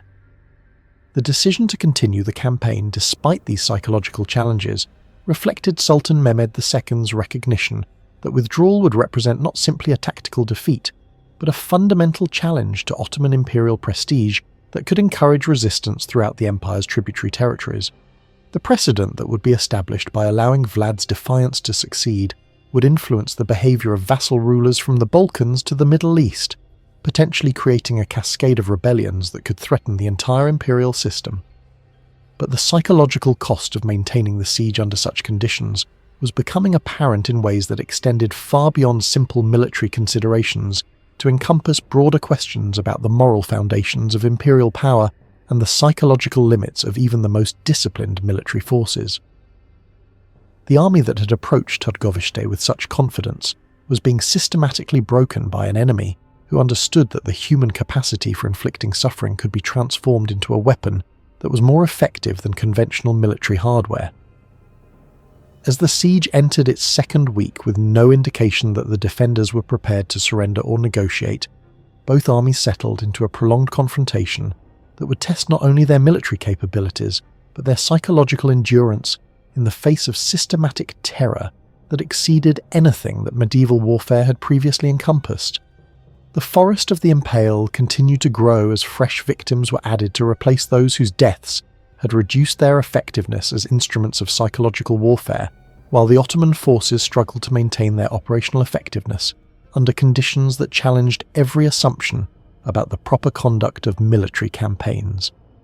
The Dragon's Son had created his masterpiece, and it was achieving everything he had intended when he conceived of systematic cruelty as the ultimate weapon of political resistance. The stakes were planted, the victims were dying according to schedule, and the most powerful army in the world was discovering that there were forms of warfare that transcended conventional military categories to enter the realm of pure psychological terror that could break even the most disciplined forces when applied with sufficient intelligence and absolute commitment to the principle that human suffering could be transformed into strategic advantage. Chapter 11. Betrayal and Exile.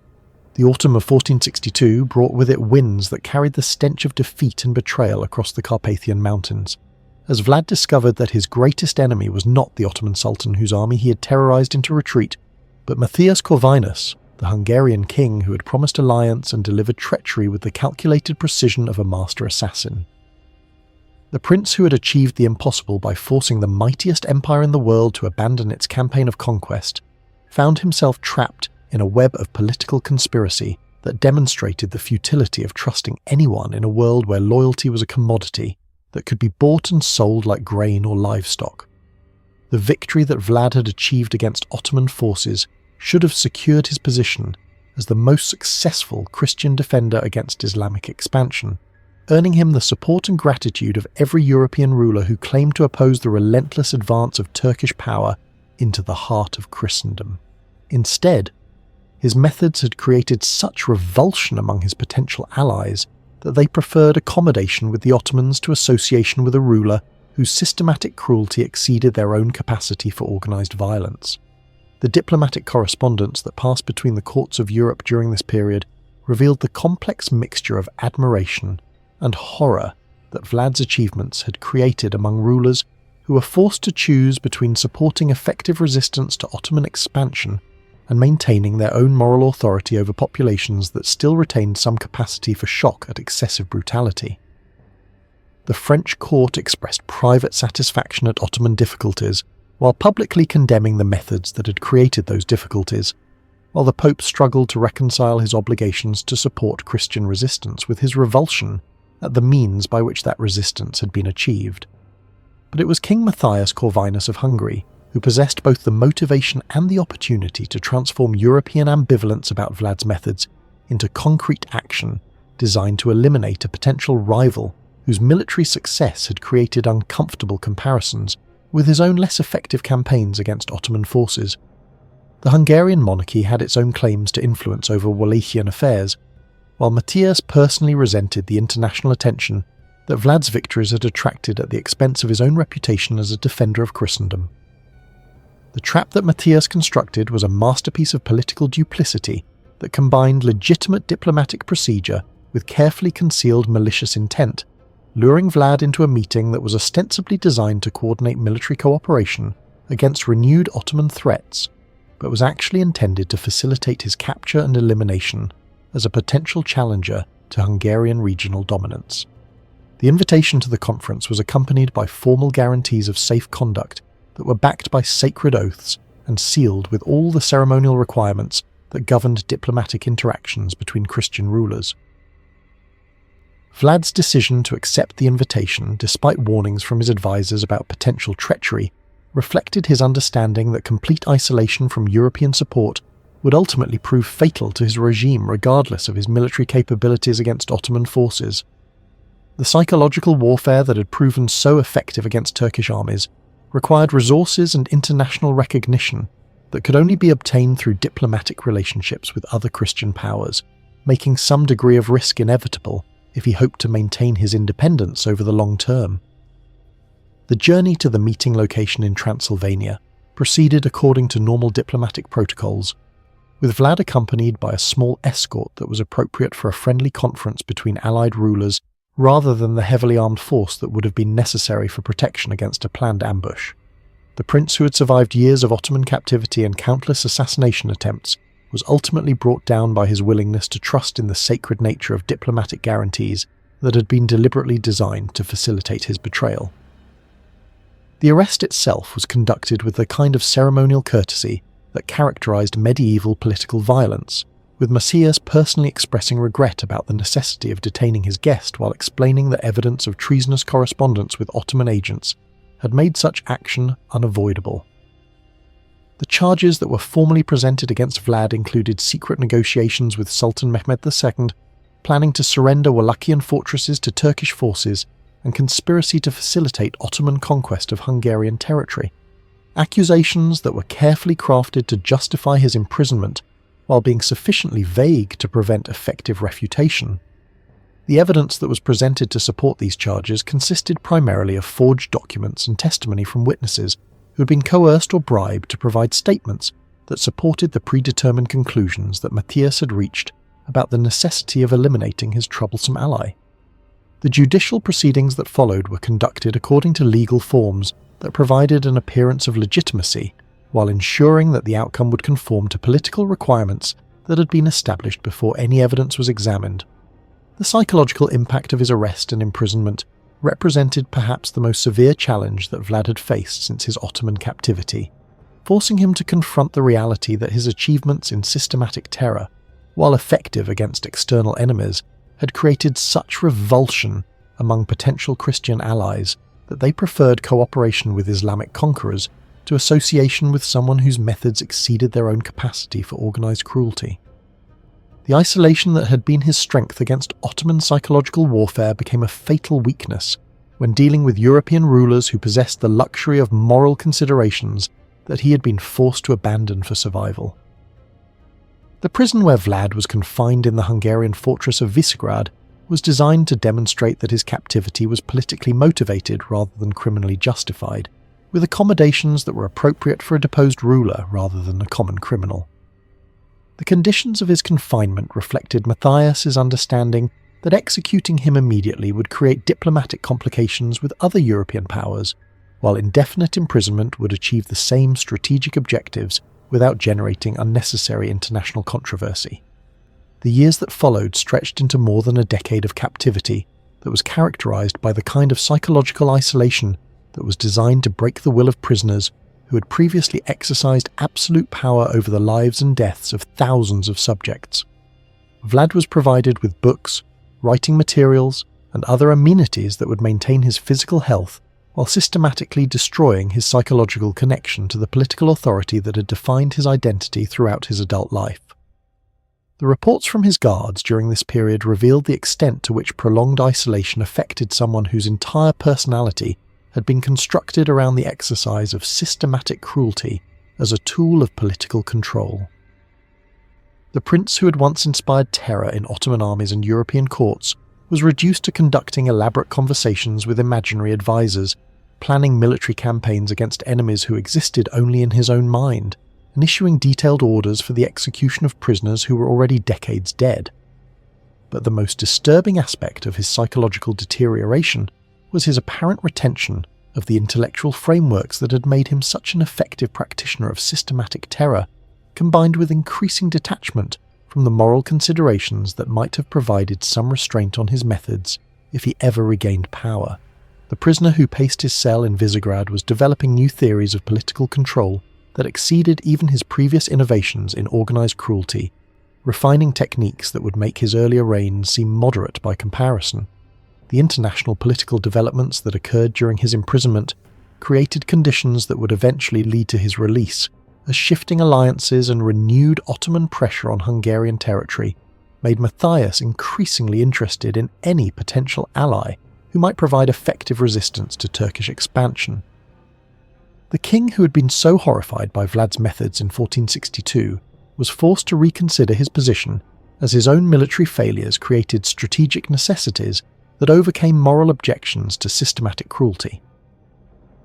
The negotiations that led to Vlad's eventual release were conducted through intermediaries who were careful to avoid any appearance of legitimizing his methods, while acknowledging the practical value of his military capabilities against Ottoman forces. The agreement that was finally reached provided for his restoration to limited authority over portions of Wallachian territory in exchange for renewed commitments to resist Turkish expansion and acceptance of more direct Hungarian supervision over his activities. But the prince who emerged from 12 years of captivity was fundamentally different from the ruler who had entered Visegrad's dungeons. Transformed by isolation and psychological pressure into something that combined his previous mastery of systematic terror with new innovations in cruelty that reflected years of theoretical development unconstrained by the practical limitations that had previously influenced his methods. The dragon's son had been forged in the fires of betrayal and imprisonment into an instrument of pure malevolence that would make his earlier achievements in organised brutality seem like gentle exercises in conventional political authority. The betrayal that had cost him 12 years of freedom had also provided him with 12 years of planning time to develop techniques of systematic cruelty that would exceed every previous innovation in the application of terror as a tool of political control. The stakes were waiting, sharpened to perfection by years of careful preparation, and the world was about to discover what happened when theoretical knowledge of organised sadism was combined with the burning desire for revenge against everyone who had contributed to his downfall.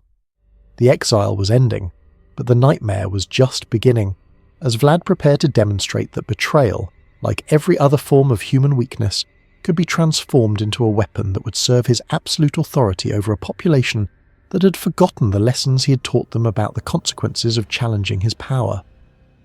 The dragon was returning to his lair, and this time he would not make the mistake of trusting anyone who claimed to share his commitment to the systematic application of terror as the foundation of political order.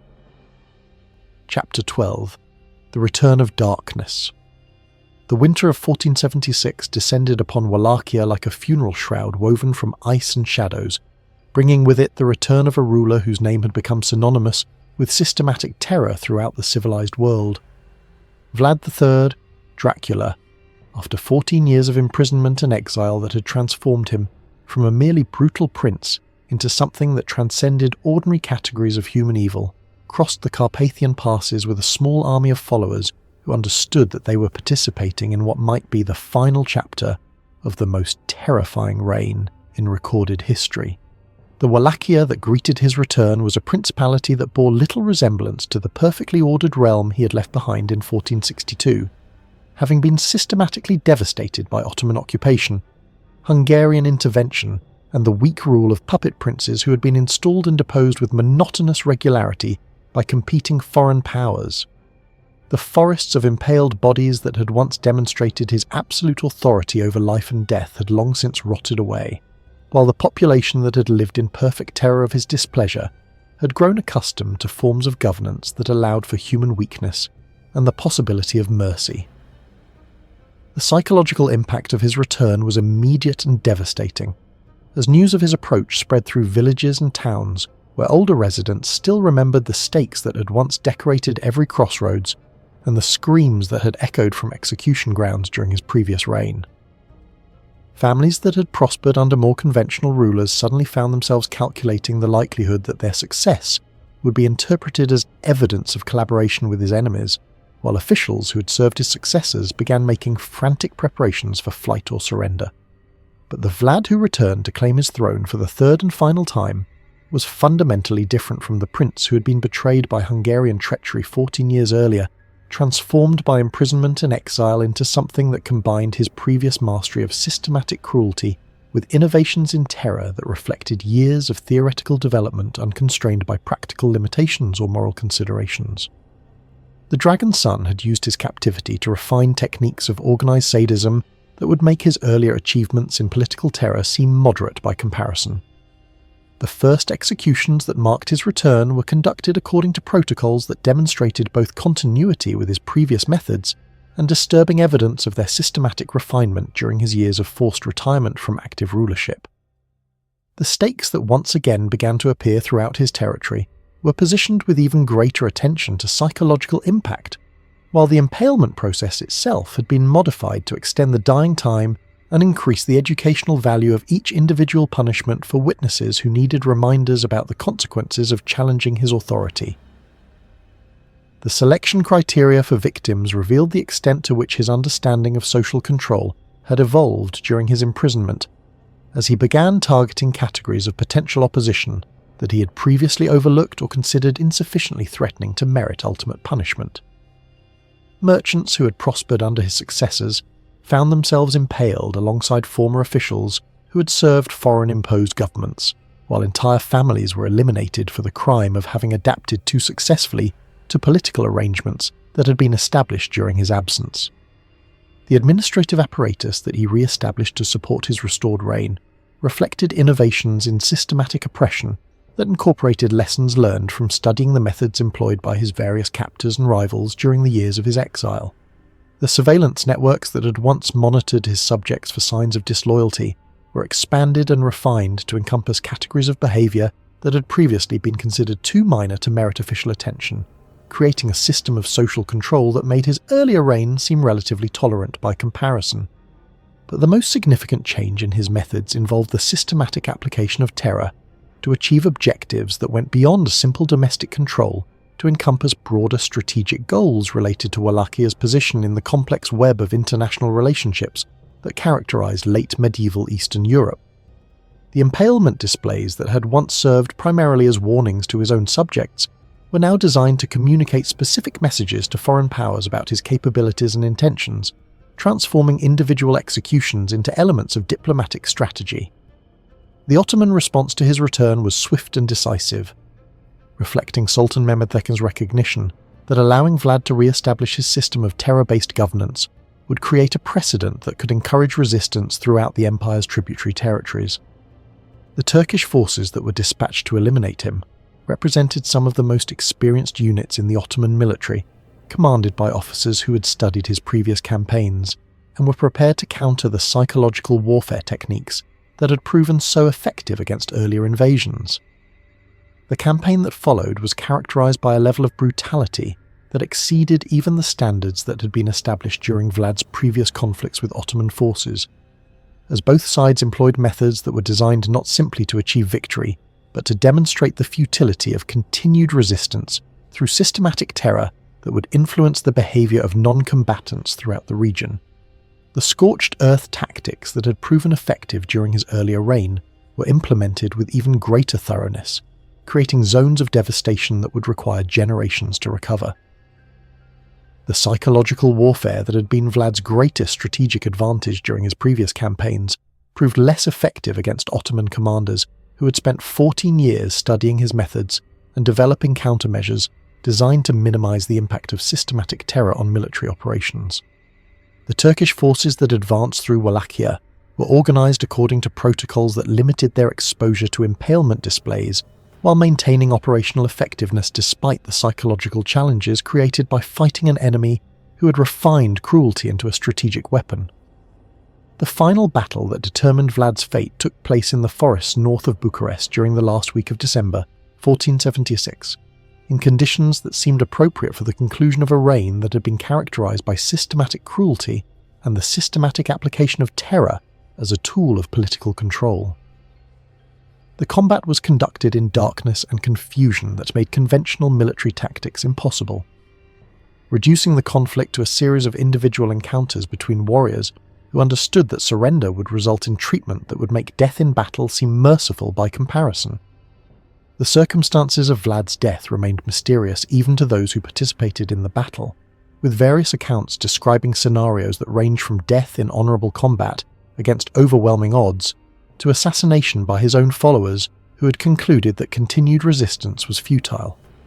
The absence of reliable witnesses to his final moments reflected the chaos that characterized the battle and the reluctance of survivors to provide testimony that might result in their own punishment by whoever ultimately achieved victory. The discovery of his body the following morning created additional mysteries that would fuel speculation for centuries about the true nature of his death and the disposition of his remains. The corpse that was identified as Vlad Dracula had been decapitated and mutilated in ways that suggested both the rage of his enemies and their understanding of the symbolic importance of ensuring that his death was sufficiently public and definitive to prevent the development of legends about his survival and potential return to power.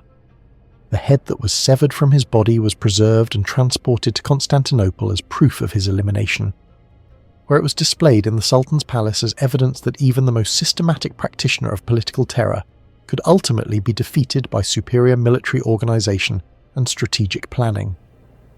The trophy that Vlad's death provided to Ottoman authorities served both practical and symbolic purposes, demonstrating the futility of resistance while providing closure to a conflict that had challenged imperial prestige for nearly 2 decades. But the body that remained after the head was removed for display in Constantinople disappeared under circumstances that would contribute to the legends that began developing almost immediately after news of his death spread throughout Europe. The absence of a proper burial site and the conflicting accounts of what happened to his physical remains created conditions that allowed subsequent generations to develop increasingly elaborate theories about his posthumous activities and potential supernatural survival. The immediate aftermath of his death revealed the extent to which his system of terror-based governance had been dependent on his personal presence and psychological authority, as the administrative apparatus that had maintained absolute order throughout his territory collapsed within days of his elimination. The officials who had enforced his will through systematic cruelty found themselves abandoned by subordinates who were eager to demonstrate their distance from methods that had suddenly become liabilities rather than sources of authority. The population that had lived in perfect fear of his displeasure reacted to news of his death with a mixture of relief and uncertainty that reflected their complex relationship with a ruler who had provided security and prosperity through methods that had also created constant terror about the possibility of arbitrary punishment for minor transgressions. The order that he had imposed through systematic cruelty had been effective at eliminating crime and foreign interference, but it had also created social conditions that made normal human relationships and economic development virtually impossible. The dragon was finally dead, but the shadows that he had cast over his principality and the broader region would continue to influence political development for generations to come.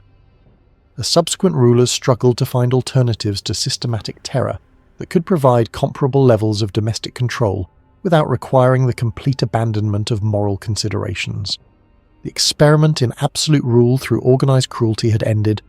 but the questions it had raised about the relationship between fear and political authority would continue to challenge political theorists and practical administrators for centuries to come.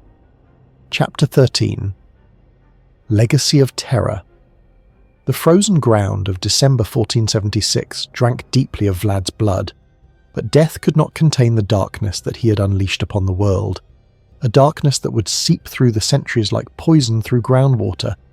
contaminating every attempt at civilized governance and transforming his methods of systematic cruelty into blueprints that would inspire tyrants across continents and throughout the ages. The corpse that lay headless in the Wallachian forest was merely flesh and bone, but the ideas that had died with it possessed a terrible immortality that would ensure his influence extended far beyond the grave. The immediate aftermath of his death revealed the extent to which Vlad's system of terror-based governance had fundamentally altered the social and psychological landscape of his principality in ways that would influence human behaviour for generations to come.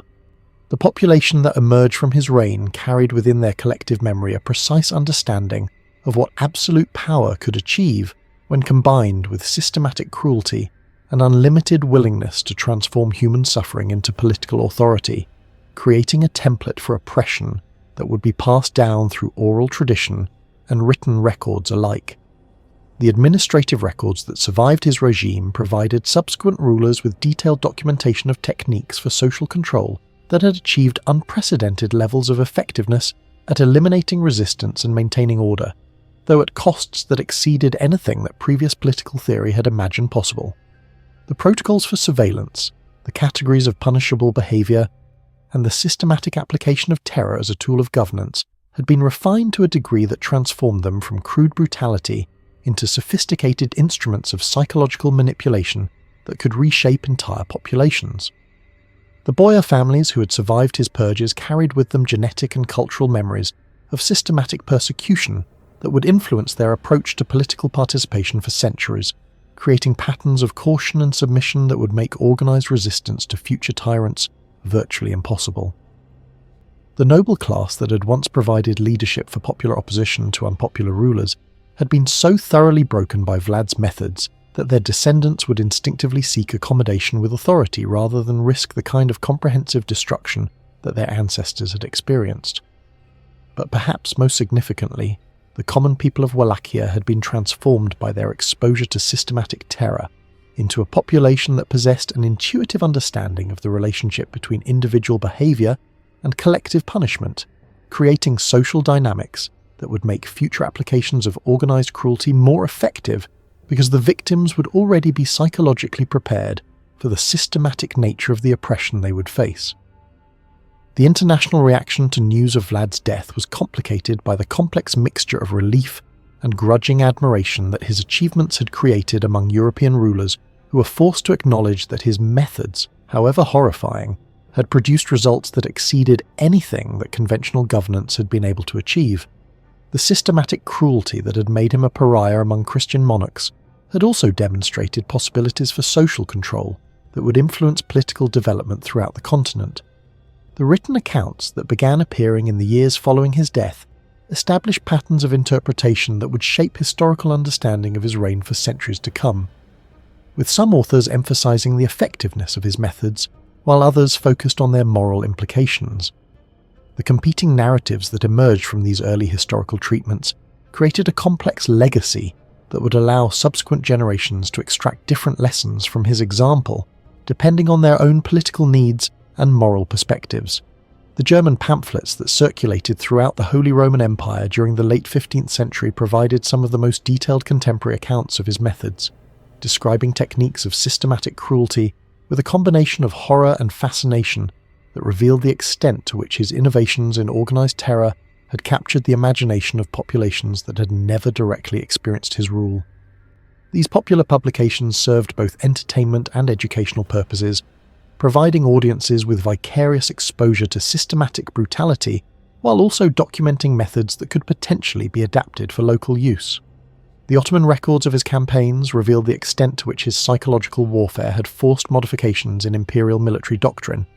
as Turkish commanders developed new approaches to siege warfare and occupation policy that were specifically designed to counter the kinds of terror tactics that he had employed so effectively.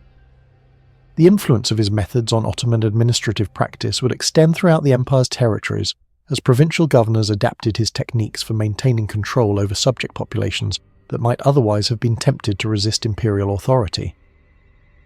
The Hungarian archives that documented his imprisonment provided insights into the psychological impact of prolonged captivity on someone whose entire identity had been constructed around the exercise of absolute power through systematic cruelty.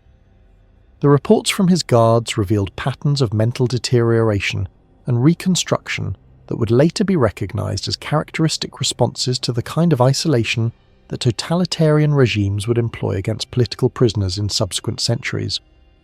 But the most enduring aspect of Vlad's legacy lay in the theoretical frameworks that he had developed for understanding the relationship between terror and political authority, ideas that would be transmitted through academic study and practical application to influence the development of systematic oppression throughout the modern period. The principles that he had discovered about mass psychology, social control, and the strategic application of violence would be rediscovered by totalitarian movements that would apply them on scales that exceeded even his most ambitious achievements. The religious implications of his reign created theological debates that would influence Christian political theory for generations, as scholars struggled to reconcile his undeniable effectiveness at maintaining order and resisting Islamic expansion with the obvious contradictions between his methods and traditional concepts of Christian governance.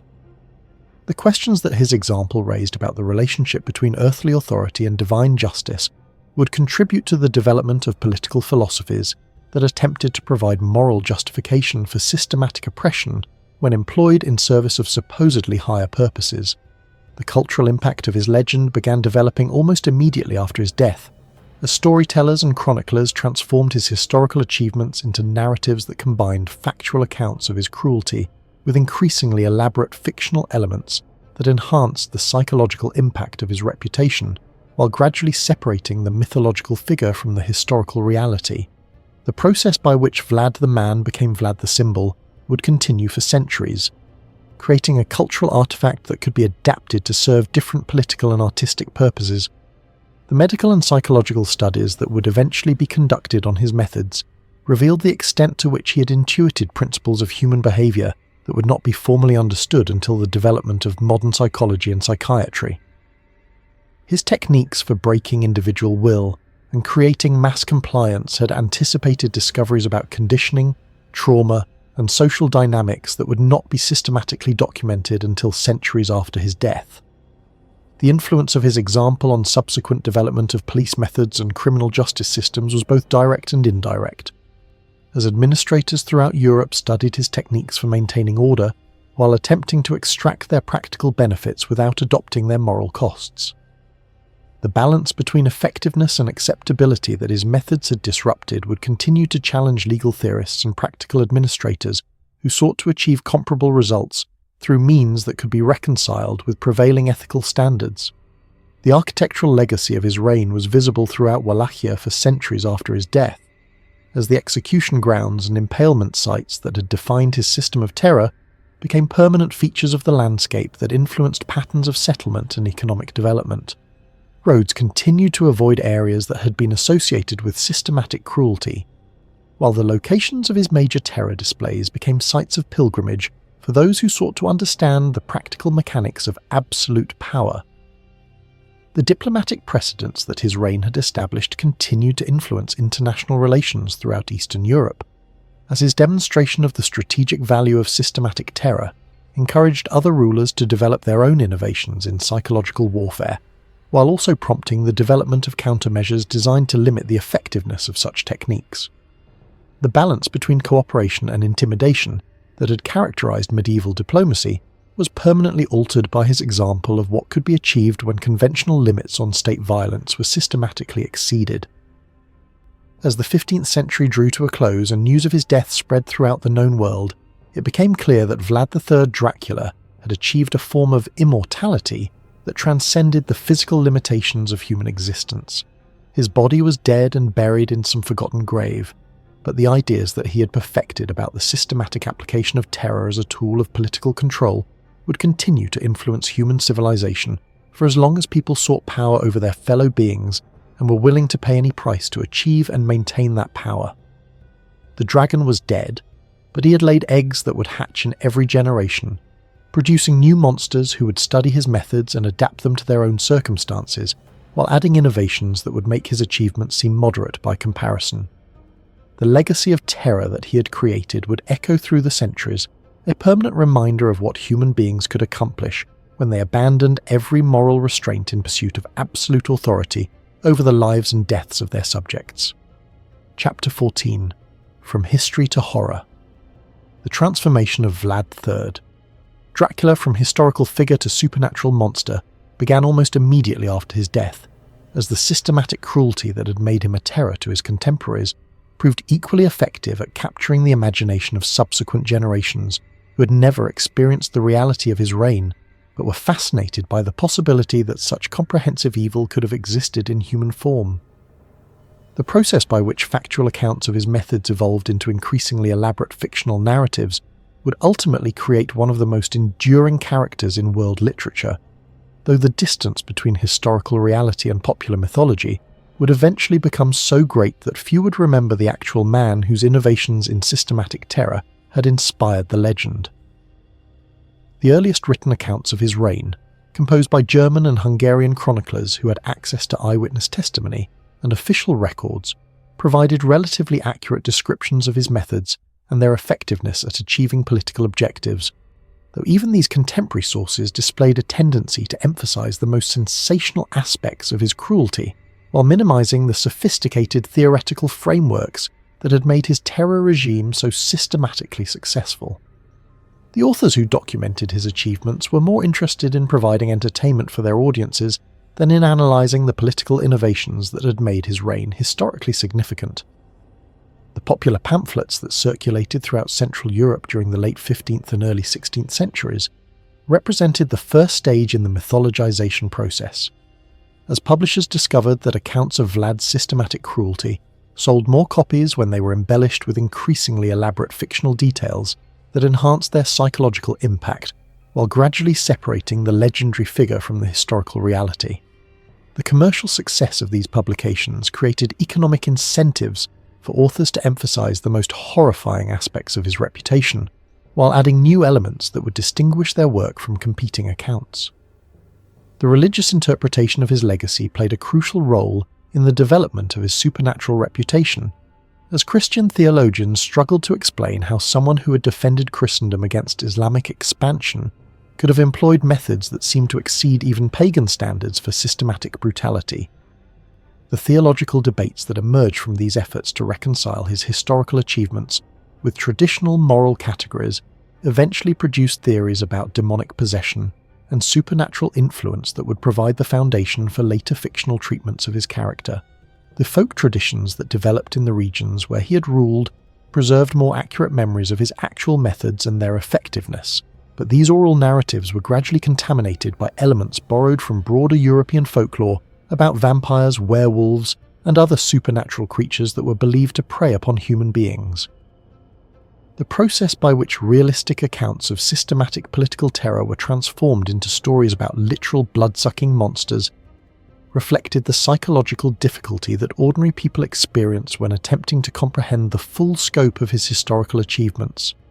The Renaissance fascination with classical concepts of tyranny and their application to contemporary political problems led to scholarly treatments of Vlad's reign that attempted to analyse his methods according to theoretical frameworks derived from ancient Greek and Roman sources, but these academic studies often missed the innovative aspects of his systematic cruelty while focusing on superficial similarities to earlier examples of brutal governance. The intellectual tools available to Renaissance political theorists were inadequate for understanding the psychological sophistication that had distinguished his approach to terror-based social control. The Reformation period brought new perspectives to interpretation of his legacy, as Protestant and Catholic authors used his example to support competing arguments about the relationship between religious authority and political power, with each side emphasizing aspects of his reign that supported their particular theological positions while ignoring evidence that contradicted their predetermined conclusions. The sectarian conflicts that characterized this period created additional incentives for fictional embellishment of his historical record, as polemical writers sought to create the most effective possible propaganda tools.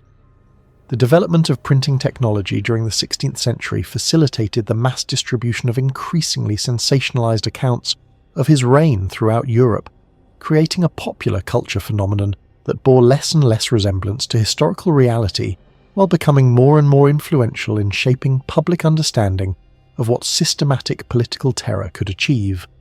The mechanical reproduction of texts allowed for standardization of mythological elements that had previously varied according to local oral traditions. The scientific revolution of the 17th century brought new approaches to understanding human psychology and social behavior that could have provided insights into the actual mechanisms by which Vlad's terror regime had achieved its effects. But the intellectual frameworks that were being developed during this period were applied primarily to contemporary problems rather than historical analysis. The opportunity to use emerging scientific methods to study his innovations in systematic cruelty was largely missed by scholars who were more interested in developing general theories than in analysing specific historical examples. The Enlightenment emphasis on rational analysis and empirical investigation might have been expected to produce more accurate assessments of Vlad's historical significance, but the political philosophies that dominated this period were generally hostile to any form of absolute monarchy or systematic oppression, creating ideological barriers to objective study of methods that had proven effective at achieving social control through terror. The moral categories that Enlightenment thinkers applied to historical analysis made it difficult for them to acknowledge the practical innovations that his reign had produced. The Romantic movement of the late 18th and early 19th centuries created cultural conditions that were particularly favourable to the continued mythologization of Vlad's character, as authors and artists sought historical figures who could embody the sublime terror and supernatural evil that their aesthetic theories demanded. The Romantic fascination with medieval subjects and Gothic atmosphere made Vlad an ideal candidate for fictional treatment that emphasized his most horrifying characteristics while ignoring the political and social context that had shaped his actual historical development.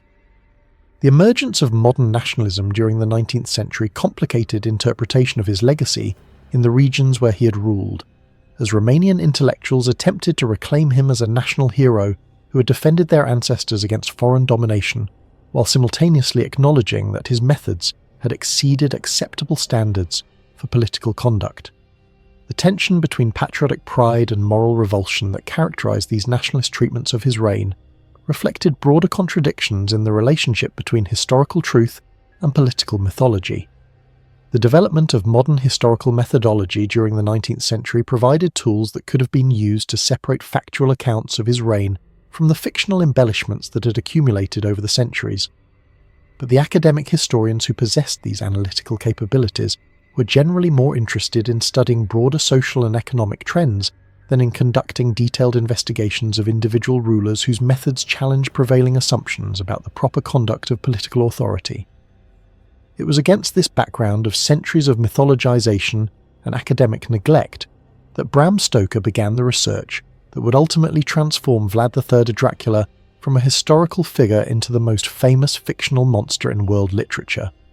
Stoker's investigation into the historical sources available in the late 19th century provided him with access to materials that contained both factual accounts of Vlad's systematic cruelty and fictional embellishments that had been added by centuries of storytellers and chroniclers.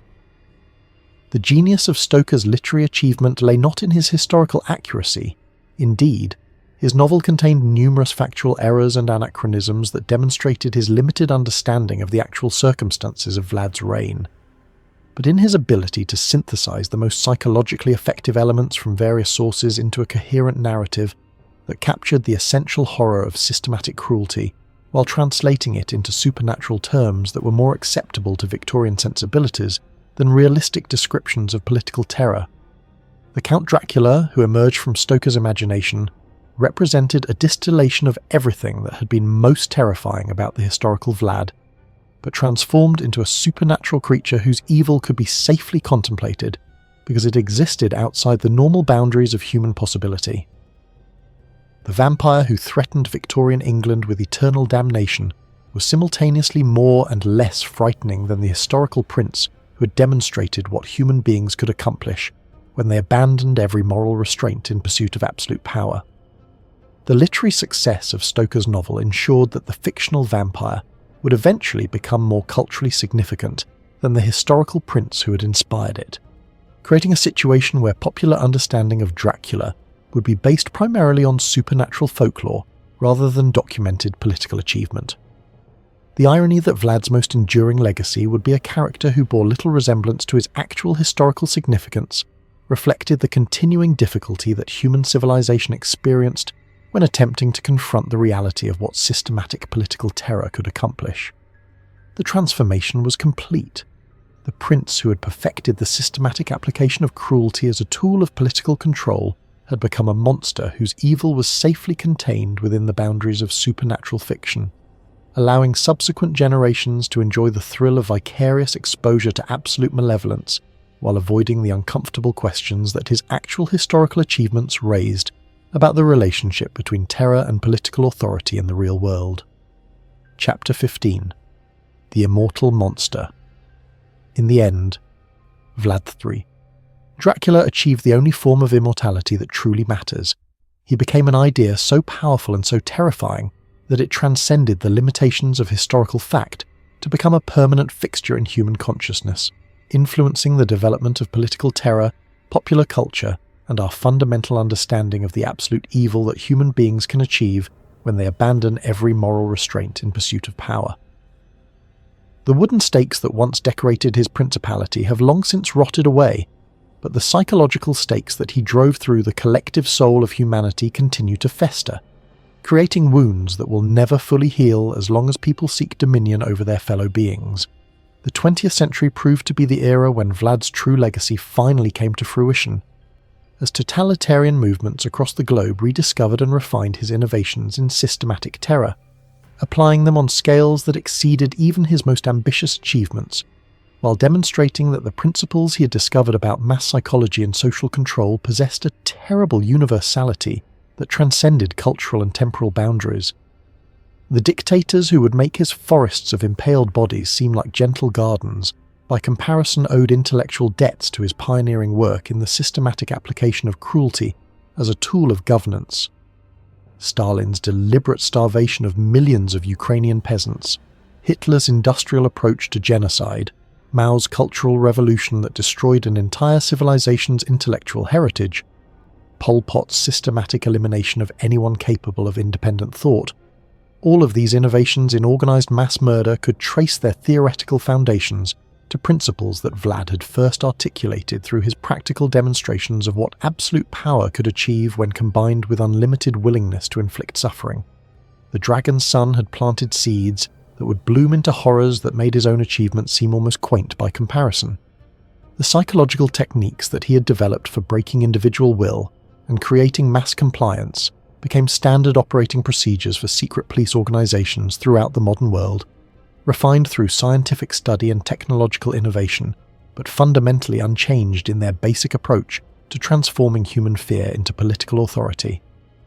The surveillance networks that monitored his subjects for signs of disloyalty evolved into electronic systems that could monitor entire populations with unprecedented efficiency, while the arbitrary nature of his punishments became the foundation for legal systems that could transform any citizen into a criminal through retroactive application of constantly changing regulations. But perhaps most significantly, Vlad's understanding of the relationship between systematic cruelty and media manipulation found its ultimate expression in the mass communication technologies that allowed 20th century tyrants to broadcast their terror campaigns to global audiences, using the psychological impact of systematic brutality to influence the behavior of populations that had never directly experienced their rule. The impalement displays that had once served to terrorize local populations became templates for propaganda campaigns that could reshape entire civilizations' understanding of political reality.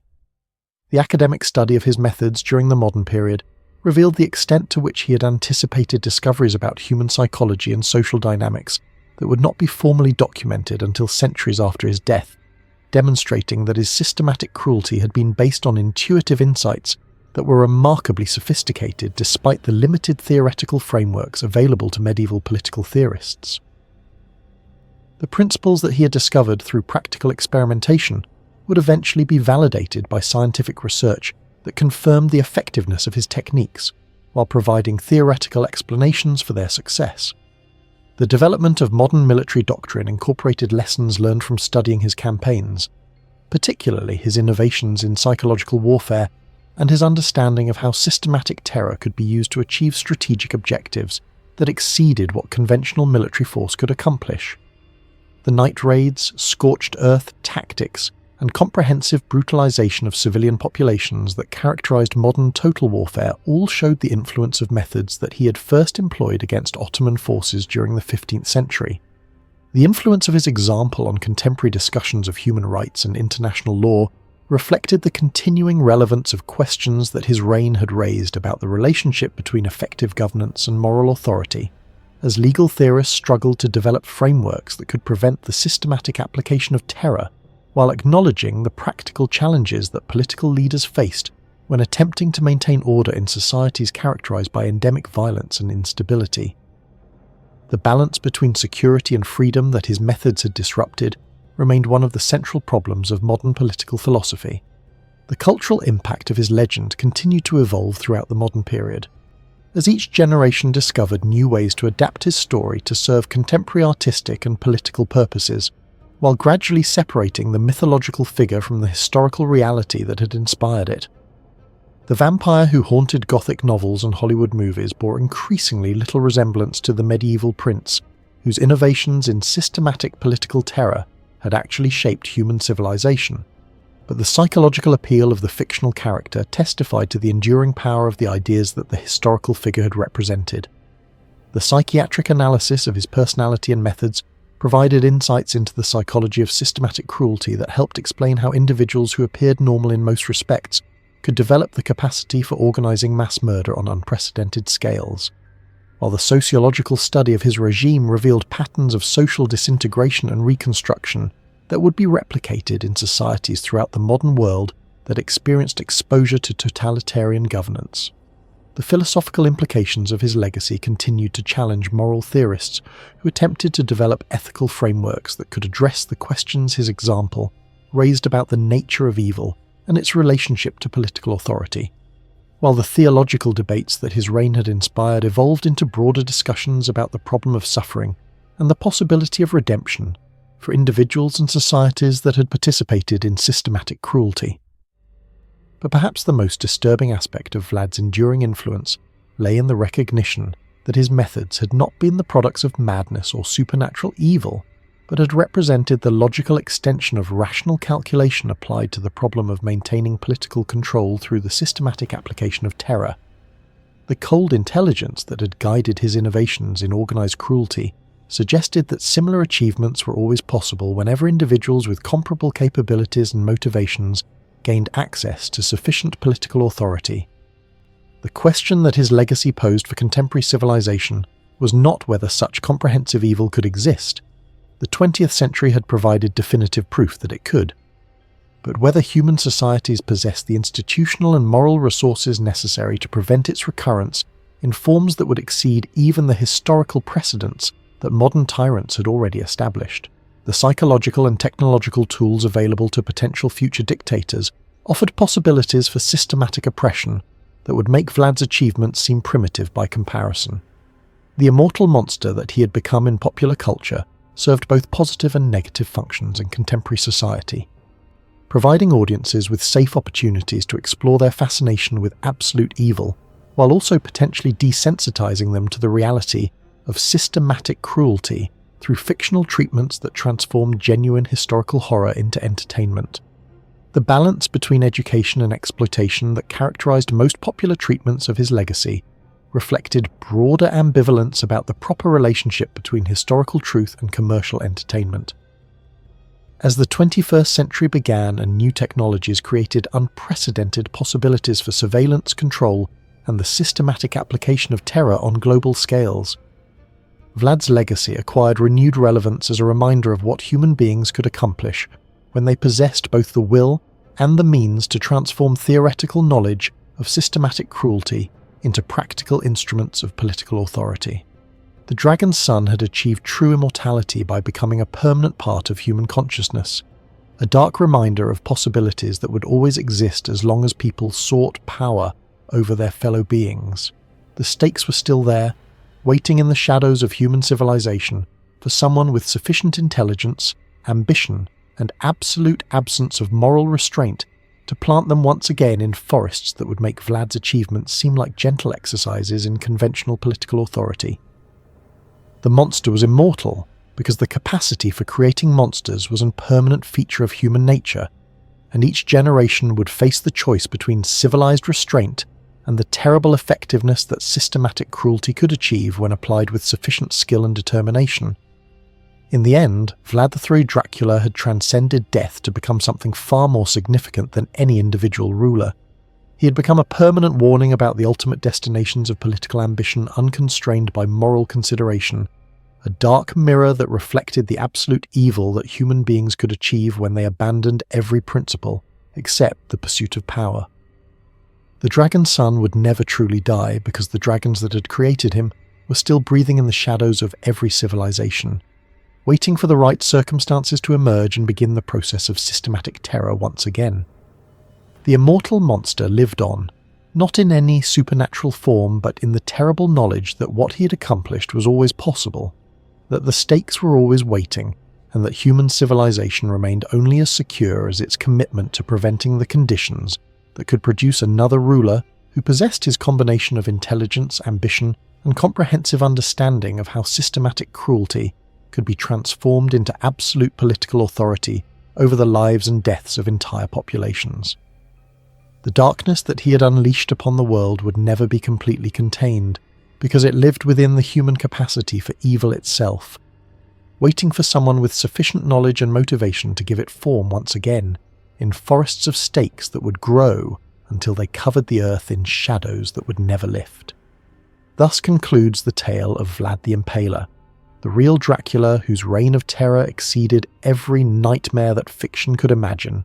whose systematic cruelty became the template for modern totalitarian oppression, and whose legacy continues to influence human civilization through the terrible knowledge that such comprehensive evil remains forever possible whenever people abandon moral restraint in pursuit of absolute power. The dragon is dead, but his children still walk among us, waiting for their moment to plant new forests of stakes that will make his achievements seem like gentle exercises in conventional political authority.